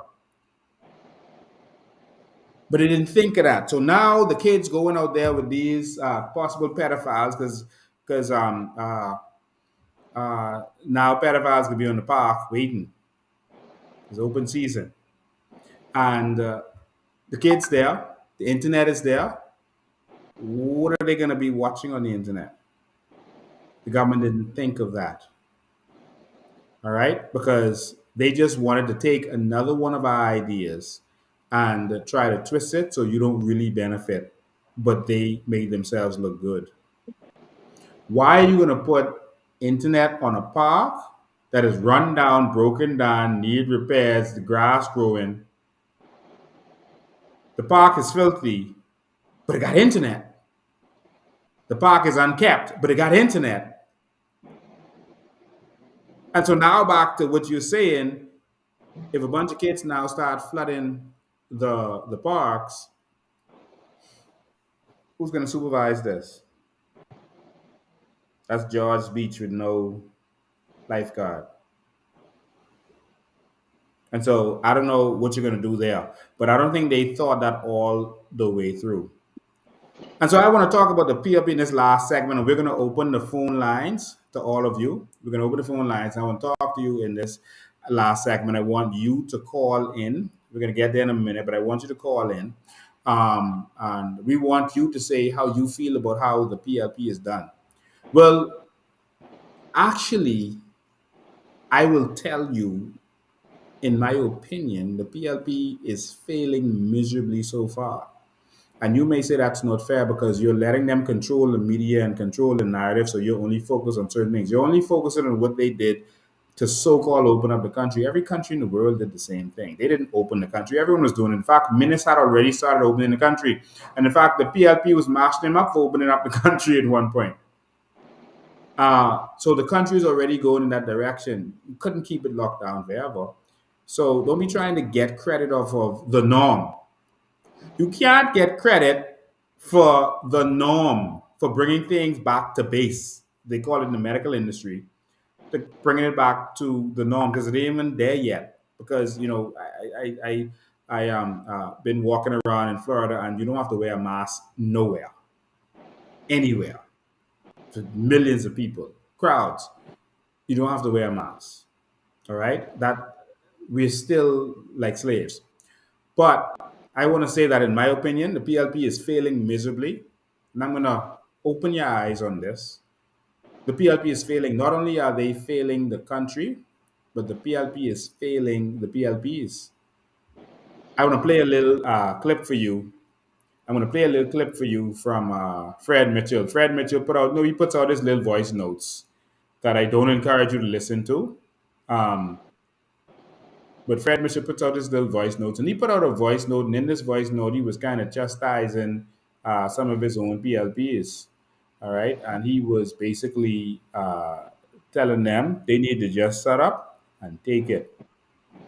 Basically, that's what he was saying to them: just shut up and take it. No complaining. Just take it. We're in power now. That's basically what he was saying. So I'm going to play this for you. This is Fred Mitchell talking to his PLPs. I fast forwarded the voice note because I really can't take much of his voice. But this is Fred Mitchell talking to PLPs, telling them, y'all need to stop complaining and just take it. We're in power now. For the next 5 years, y'all take it. Here he is. Is the first anniversary of the return to power. The list is long of what we have done, but it is longer in what remains to be done. First anniversary of the return to power. Go back a little Greetings and gain greetings on behalf of MP Obi Wishcombe. So what is looming before us is the first anniversary of the return to power. The list is long of what we have done, but it is longer in what remains to be done. What I'm concerned about is a certain bitterness beginning to creep in, because as the year approaches, many of our supporters do not feel sufficiently touched by the change.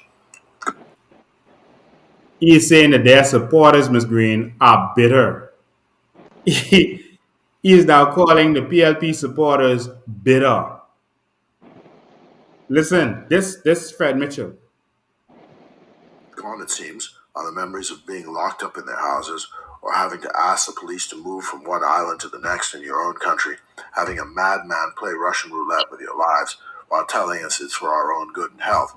Now it seems all to be about who didn't get a contract, or who didn't get one, or who did get one, to weed the side of the road. We must rise above this as policymakers to ensure that the switch is not in such a position that it cannot be turned off, what my friend Al Vallette calls death by 1,000 cuts. You know, last year, in the early stages of our return to government, I spoke in one of the voice notes about goodwill, and how in some respects goodwill is equal to, if not more important than money. The recent response of the public to the announcement on the concert on Hurricane Dorian shows how unforced errors are always waiting right around the corner.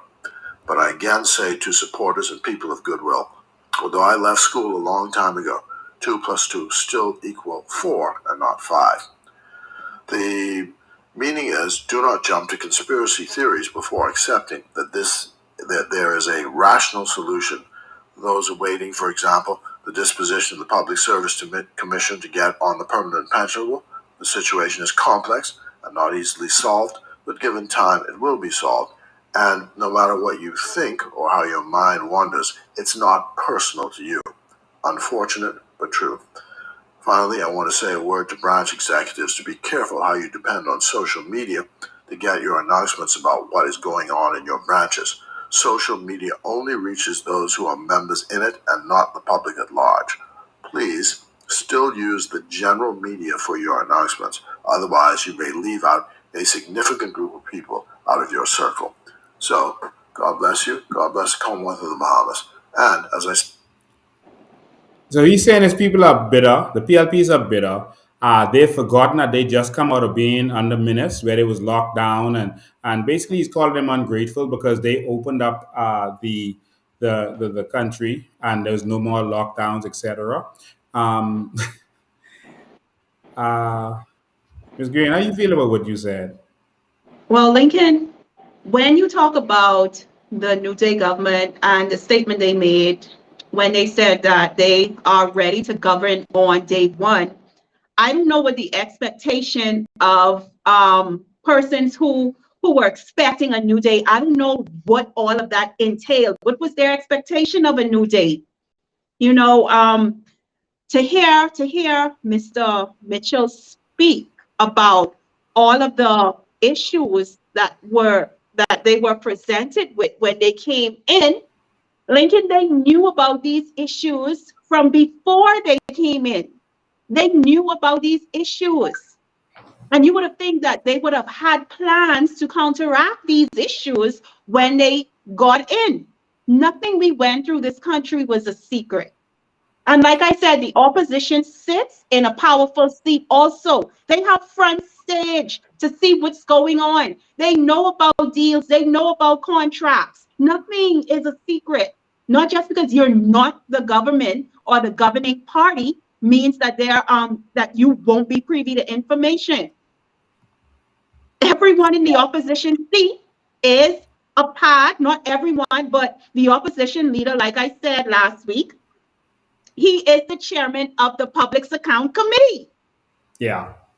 When they come in, always say that this will take time. We have to sort this out. No, sort that out while you are the opposition. Start doing things now. Yeah. Yeah. So, according to Fred, the PLP is failing the PLPs, and he's telling them to shut up and be grateful. Because he's going to cause the PLP to die the death of 1,000 cuts if each of them keep complaining. He's telling them to stop complaining because, in his words, 2 plus 2 equals 4, not 5. Don't you see how they are sounding like menace every day? That's the kind of stuff that Menace said. Arrogance. There's some disease that's hit them. He literally said that and made no sense to what he was talking about. And that's, I guess, he started explaining, but the explanation made no sense. He said, you all stop complaining because 2 plus 2 is 4, not 5, even though he'd been out of school for a long time. Literally, that's the response. You all shut up, you all take it. Jesus. And there are PLPs who will defend that. You all enjoy the dark day. All right? But the PLP is failing. They're failing the PLPs, and now they're failing the entire country. What is the PLP failing on? I will list them for y'all. The PLP is failing on crime. Crime is out of control in this country. We can't get rid of that by being impressed by the government, them dressing up and looking good when they go to different places. They are failing miserably as it relates to crime, and there's no excuse for it. The PLP is failing on immigration, failing miserably. Our country is being bombarded, and they are failing us. In fact, they are encouraging us. They are participating in the darkness. They are failing in immigration. In fact, they should be expelled for what they are doing as it relates to immigration. They are selling our country out to these foreigners and trying to pass laws to continue to make this illegality happen. They are failing as it relates to healthcare. Our people are still suffering, and nurses are still complaining. They are failing as it relates to healthcare. The PLP is failing on national insurance, NIB. There are so many people calling on a daily basis saying that they've been waiting for this or a payment or waiting for that payment. And every day we are inundated with calls from people where the government is NIB is making excuses for why they can't pay them. They are stalling. Hundreds of complaints of non-payments we are receiving. The PLP government is failing on Crown land by failing to issue a Crown land to Bahamians, by attacking Bahamians on Crown land while allowing our Crown land to be overrun by illegal immigrants. And coming out and lying and saying the shanty-downs are only on private property. The government is failing us as relates to our Crown land. The Haitian shanty-downs are spreading on our Crown land across this country. Every day it's happening. They are failing us. The PLP is failing us on electricity. They are failing to give us stable, reliable, cost-effective electricity, and they are failing to go totally solar. They are failing. We are a country that has more sun than most countries in the world, and we can go solar. But of course, they're failing because they are benefiting from it. They're failing us on water and sewage. $48 million is owed, and now they're coming after us for it after they sold out our water industry. They sold out our water industry, and now we paying for it. We In the New Bahamas, water is going to be free. It's a basic Water is human, a human right. basic human right. Lincoln, Let me just Lincoln finish is, the list. Let me just finish the list. Let me just go through this. I'm sorry. I elaborate too much. They go have ahead. failed us on education. We go back over the list. We come back and go back over it. They have failed us in education. Our education system is abysmal. It is a failure. They have done nothing since they have gotten in to make this any better. They are failing. They've done nothing. Other companies made them an offer of an LMS system that can work, other systems that can work. They don't want to take it because, of course, these governments only take from when they can benefit from the table. They're failing us when it comes to corruption and nepotism. Nepotism. Flights for friends, family, and lovers. Contracts for friends, family, and lovers. Corruption. You see what happened with our walk homes. They get in the PPP. As soon as they came into power, we could build some homes and make it look like we're doing something. Look, we build houses. Let's praise, what's her name? Jobette Colby Davis. While our walk homes is making the billions. It's corruption that's in your face. They give Crown land earlier this year to a convicted drug dealer. We showed you the documents on that. Who's a supporter of the PLP? Corruption and nepotism. There's so many examples, but I'm going to rush through this. They have failed on the Freedom of Information Act. All these acts you're all talking about. Why is not the Freedom of Information Act enacted? Why don't we have our Freedom of Information Act? They are failing, they are stalling because they are committing criminal offenses and crimes against humanity as it relates to the Bahamian people. And that is why they're stalling to wait till the end of their term and say, see, we did it before election. See, hey, we did the Freedom of Information Act. No, do it now so we know the crookedness you're all doing. Because you're getting rid of the media, silencing the media, and offering them jobs and position, and the owners of these media stations, you're offering them positions. You're working with Anthony Ferguson from Cable, The Guardian, etc. You see what they did, made Jones Communication owner. They made him an ambassador. You see what they did with Eyewitness News. They made Sabas an ambassador. All right. And of course, ZNS, they control ZNS. And so you see what's happening. We need a Freedom of Information Act so the real Bahamians can take over where the media is failing. All right. They failed us and raised a commission of inquiries. Failed. Davis was calling for commission of inquiries before the election. Now, all of a sudden, no commission of inquiries. He was calling for them. We filed for commission of inquiries under this administration. Not a word yet, but we're coming for them. And lastly, I'll give this last example so Ms. Green can get in there. They have failed to obey the Procurement Act. They are literally going to change the law so that they could thief money by changing the Procurement Act law. That's the only reason they're doing it. Ms. Green, that's the areas where I see that the PLP government has failed. What say you? Lincoln, they have failed, both the PLP and FNM, Lincoln, because we've been paddling back and forth for decades. Both of them have failed the people, Lincoln, and everything you called off, Lincoln, it's lawless. It's lawless. They broke so many laws just to stay in power. They broke so many laws, Lincoln.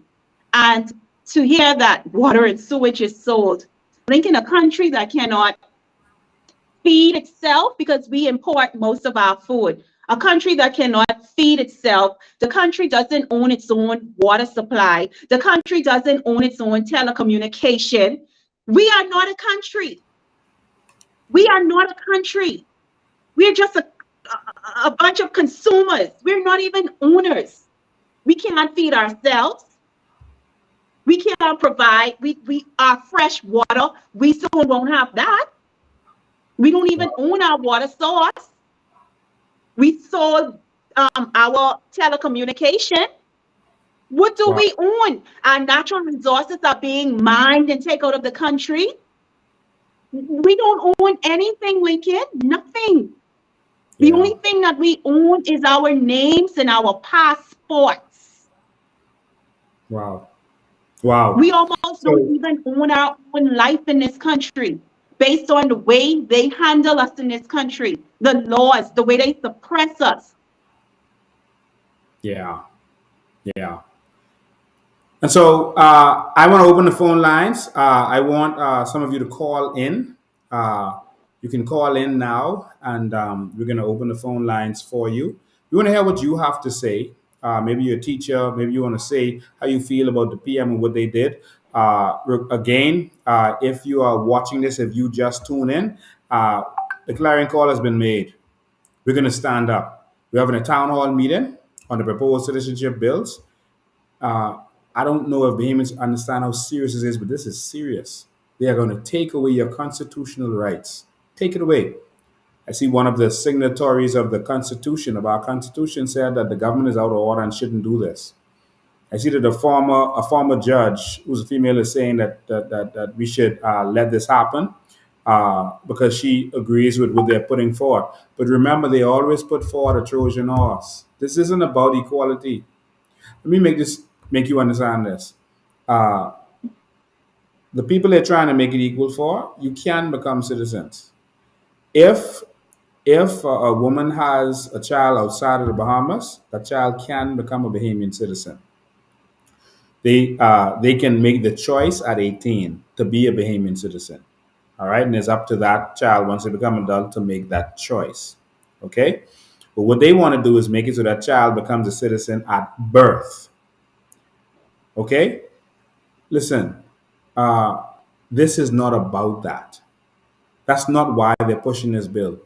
They're pushing this because while they're debating and distracting you with the argument about male, female, etc., they're going to be pushing other bills and other laws in there that you're not going to be focused on. And let me tell you something: the Free National Movement agrees with this. Both of them were pushing this. So only them are in the House. And so no one is going to be there to see what they're doing and to see. Hold on, they're pushing this other law in there. And that law, these laws are going to change and you're not going to be paying attention. This is what you have to be careful of. And so you have to wake up. You can't let them push this through. Don't be fools. Don't be fools. All right? We have to stand up. Sunday, please show up. Show us that you're serious. Show up. It's time to make a serious change in this country. Sunday, show up. So in the meantime, while we're there, I'm going to open up the phone lines, let you have your say. We have a few more minutes. I'm going to let you have your say. The number is, and you can call, WhatsApp call, please. Let's keep it on the internet. WhatsApp call. The number is 8035995. 8035995 is the number. Please, WhatsApp call. What do you have to say about some of these things that you've heard today? Let me hear your voice. Let me hear what you have to say. I know it's getting late. It's 10:30. You know, some people are getting sleepy and tired. You know, but we got a country to save, and that's what gives us the energy to keep going. And so, Thinking I saw a comment where someone said, when I was saying we don't own anything, we only own our names and our passport. Someone said we own the country's national debt. You know, because at the end of the day, it's the taxes that they add on top of taxes that I guess we use to pay the debt, but yet they're still not paying the debt with those taxes. They're still not paying the debt. someone made a comment there. They said we barely own our names because the Haitians are taking them too. They're taking everything from us. They want everything. They take our water system. They can take our electricity. They taking our natural resources. They taking our land. They taking even our name. They taking our voices by buying out the media. What we have left? Farmers, y'all stand up here. Because Bahamians, five I don't years, think Bahamians see the seriousness in that, Lincoln. If you was to literally list out everything that's being stripped away from the Bahamian people straight down to their constitutional rights, I don't know if that will still wake them up or enough of them up. But if you was to list everything down, Lincoln, we don't own nothing in this country. We are third-class citizens in this country. wow, wow. And so I've opened the phone lines. 803-5995 is the number. You can call in. 803-5995 is the number. If you have questions, you want to say something, let us know how you're feeling. Come talk to us. Talk to us. Call in and speak to us. Join in this conversation. 803-5995 is the number. And in the meantime, please, like we say to you every week, we cannot do this alone. We need your donations. We need your help. Please assist us. We're going to go to the phone lines now. Let's go to the phone lines. Good afternoon. Welcome. You're live. Yes. Good night, my brother. Good night. Good night, Thomas. Good night, COI family. I asked a question on Sunday. I said, are there kings and queens and lions in the land, or are there only potcakes? Wow. He looked at me, and looked around, and he said, son, my brother, there are lions and kings and queens in this land. They're just waiting for the call. They are just waiting for the call. There are kings and queens and lions in this land. You be encouraged, my brother. You be encouraged. Thank you, man. We appreciate that. Thank you. Well, we're gonna see if they're lions and kings and queens. If you're gonna let these people who are, conspiring against you, you can watch and see what Louis Georges and his ilk with these kinds of people are doing. You can see it. You can see the government selling out. The question is, what are you going to do about it? Are you prepared to do something different? What are you prepared to do? That is the question. Are you prepared to stand up? Or are you just going to let this happen? All right, that is the question. Going to take some of your comments from the call. 803-5995 is the number. What's up? Call us, please. We see some of your comments are flowing in. Lincoln, how did LG get any position in immigration? Show how. I mean, Louis Georges. Louis Georges is a consultant, a well-paid consultant in immigration, because he worked for the government by helping them to get elected with the Haitian people. That's what he did. And so they sold our soul for some votes. They sold us out. They put the person who was an enemy of this country, who was lying in this country to the international community, who did what we call treasonous acts against this country. Now you are paying Nubi. That's what we have come to. That's what we have come to. You are highly paying Nubi. You don't get your 100 grand, but Luby get his. That's what we have come to.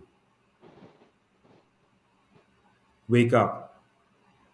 Someone says the Haitians ain't never going to be happy with their name. They always buy dead people name.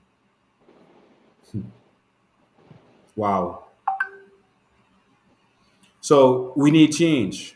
We need change. We need change desperately in this country. And so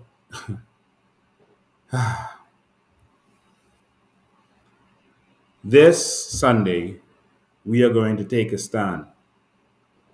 I'm asking you to hold our hand as we take a stand. As we say to this government, you are not going to sell us out. And we're calling people from all over this country to stand with us. I saw the caller calling in, but they got disconnected. You can call back. We're calling on people from all over this country to stand with us. Don't just come, bring someone with you. We're calling on all Bahamians to stand. It is time to stand up. The clarion call has been made. Sunday, Michael Road is St. Gregory's Church. Spread the flyer, spread the message. You know the media is sold out. So I know some people tell us, oh, advertise the media, talk on the media. No, you call the talk show during the show and say, hey, everybody come out on Sunday. You'll see they can't stop the callers from calling in. So you call in while they talking. I don't care what they're talking about, and you just say it. They can't take it back from the area once you didn't say it. We need more of you to start calling into the radio stations and correcting them, putting them in their place. Let your voice be heard. Don't be afraid. Don't be shy. You have to speak up to bring this new Bahamas, or the Bahamas could be gone.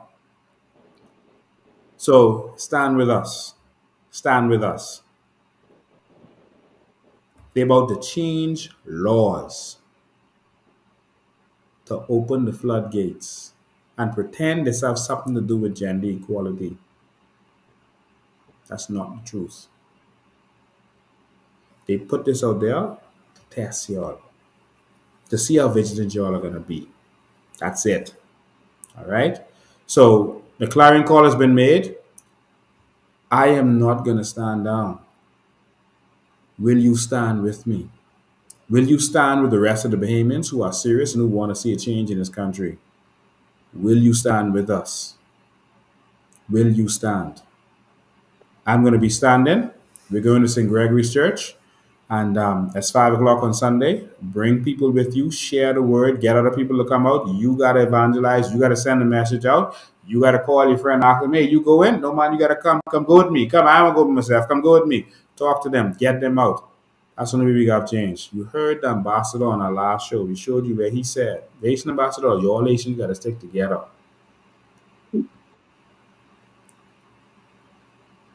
The kingdom divided cannot stand. The problem with the Bahamas is they divide us on politics. They say, listen, don't go because you'll be supporting Lincoln. No, we ain't no COI, so let's don't go. They divide us by colors,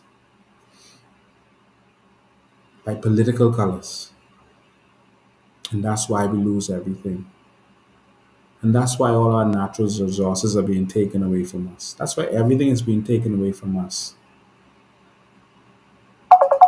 I'm going to stand. Let me take this call. Good afternoon. You are live. What are you prepared to do? Good afternoon. You're live. Don't listen to your Facebook. Listen to the phone. That is the question. Take some of your comments. Don't listen to your phone. Don't listen to your Facebook. Listen to the phone. You're live. Good night, Mr. Ben. Good night. How you doing? I'm great. Charlotte, how you doing? I just want to say, where is the religious leader? That's the question of the day. Yeah, where is? They sleeping or something? That's the question of the day. You need to hear them, man. What happened to them? Wow. My Lord, man. This country gone. Yeah, it is. And then you were saying that how the Haitian them take everything from us. The last thing leave is our life. And look like they try to get that away. Look so. Wow. I can tell you one thing. Anyhow, you all have a good night. Thank you. I can tell you one thing. Those people are extremely aggressive. And if you all sit back, your children can't fight them. These are some aggressive people. I'm in talks with a Bahamian right now. The Haitians have taken over his land. He inherited land from his father. And the Haitians have taken over his land. And they laugh at him when he come there. And so Haitian took it over and he started renting the other Haitians and they took over his land. We coming for them. You can't take no Bahamian land in this country. All right? We coming to fix that. That's out of order and has to stop. He said the police come there and warn them and this and that, and the police come say they ain't coming back no more, and and the police say get a bulldozer and just bulldoze over them and this and that. It's like it's no help for Bahamians. The amount of papers is property. This ain't no ground land. This amount of papers is property. And they just come and take it over and say we taking this. Like you heard what Dennis Cate said. They send Dennis Cate and put up the gate, and they just keep taking it down. And they tell them that every time y'all put up this gate, we could break it down. Y'all wasting your money. We could break it down. And they build a old shanty town in the back there by Dennis Cate's them. If we do get overpopulated, we're not overpopulated yet. They've not outnumbered us yet. But if they get close, they are so aggressive, your children are going to be in trouble. Now, I'm not saying that all Haitians are that way. There are some good Haitians. But I'm worried about the bad ones. And there are many of the good Haitians that know what I'm saying and that agree with us. You escape from that. We don't want that here. And so we got to do something. Stand with us. Be there on Sunday at 5 p.m. Ms. Green, you have any final words? Oh, um, no, Lincoln. Yeah. That's what it's come to. And Yeah, so, after you, sorry, yeah, you know how women go.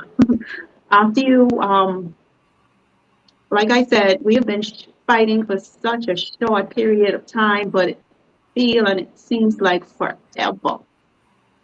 It feels like forever. You know, it's more than just, like someone said, it's more than just the physical, it's spiritual. And it is very heavy. You're starting to feel it is very heavy. But like Mr. Bean said, we are not going to give up. We're not going anywhere. Right now, I feel like we are the last line of defense. I feel like we have one more strike to deliver this country, to bring this country back to all of its glory, to bring this country back where Bahamians can be first, where Bahamians can benefit for the first time from its natural resources.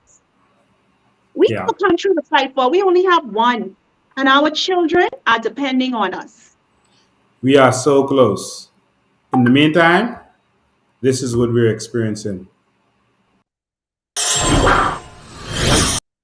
It's officially Bamian people now. Look at farmers decide for giving me to giving me a passport.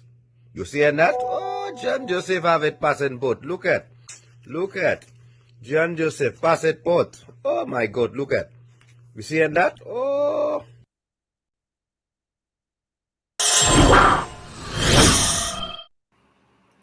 Passports are being given out like water right now. Some serious stuff is happening. They are trying to win their elections by voting you out. Join us on Sunday. Let's stand up, Bahamas. Let's defend this rock. And then let's take this back. We are taking back what belongs to us. I want to thank everyone for joining us tonight. Join us on Sunday. You won't hear from us on Sunday unless some emergency comes up, unless this government decides to harass some Bahamian or to harass us. You won't hear from us again until Sunday. But Sunday, be there. Spread the word. Make sure we get this out there. We need this change. We must have this change. The only way we're going to make it is if we bring the change. Otherwise, you're going to be an endangered species. I want to thank all of you for tuning in. Remember, spread the word. You're going to determine how far this goes. If enough Yes. babies out there, I'm going to encourage us to hit Rawson Square and let's shut this country down. If only certain money you come there, then we're going to go after the government. We're going to get ready to file lawsuits and do certain things to block what they're trying to do with our citizenship. We got to take this serious. We're going to bring you all up to date out there, but we got to talk about this. Make sure you are there. Ladies and gentlemen, the clarion call has been made. This Sunday, 5 p.m., the clarion call has been made. St. Gregory's Anglican Church, Carmichael Road. Thank you so much for tuning in. Ladies and gentlemen, we're going to see you Sunday at 5 p.m. Make sure you are there. See you next time.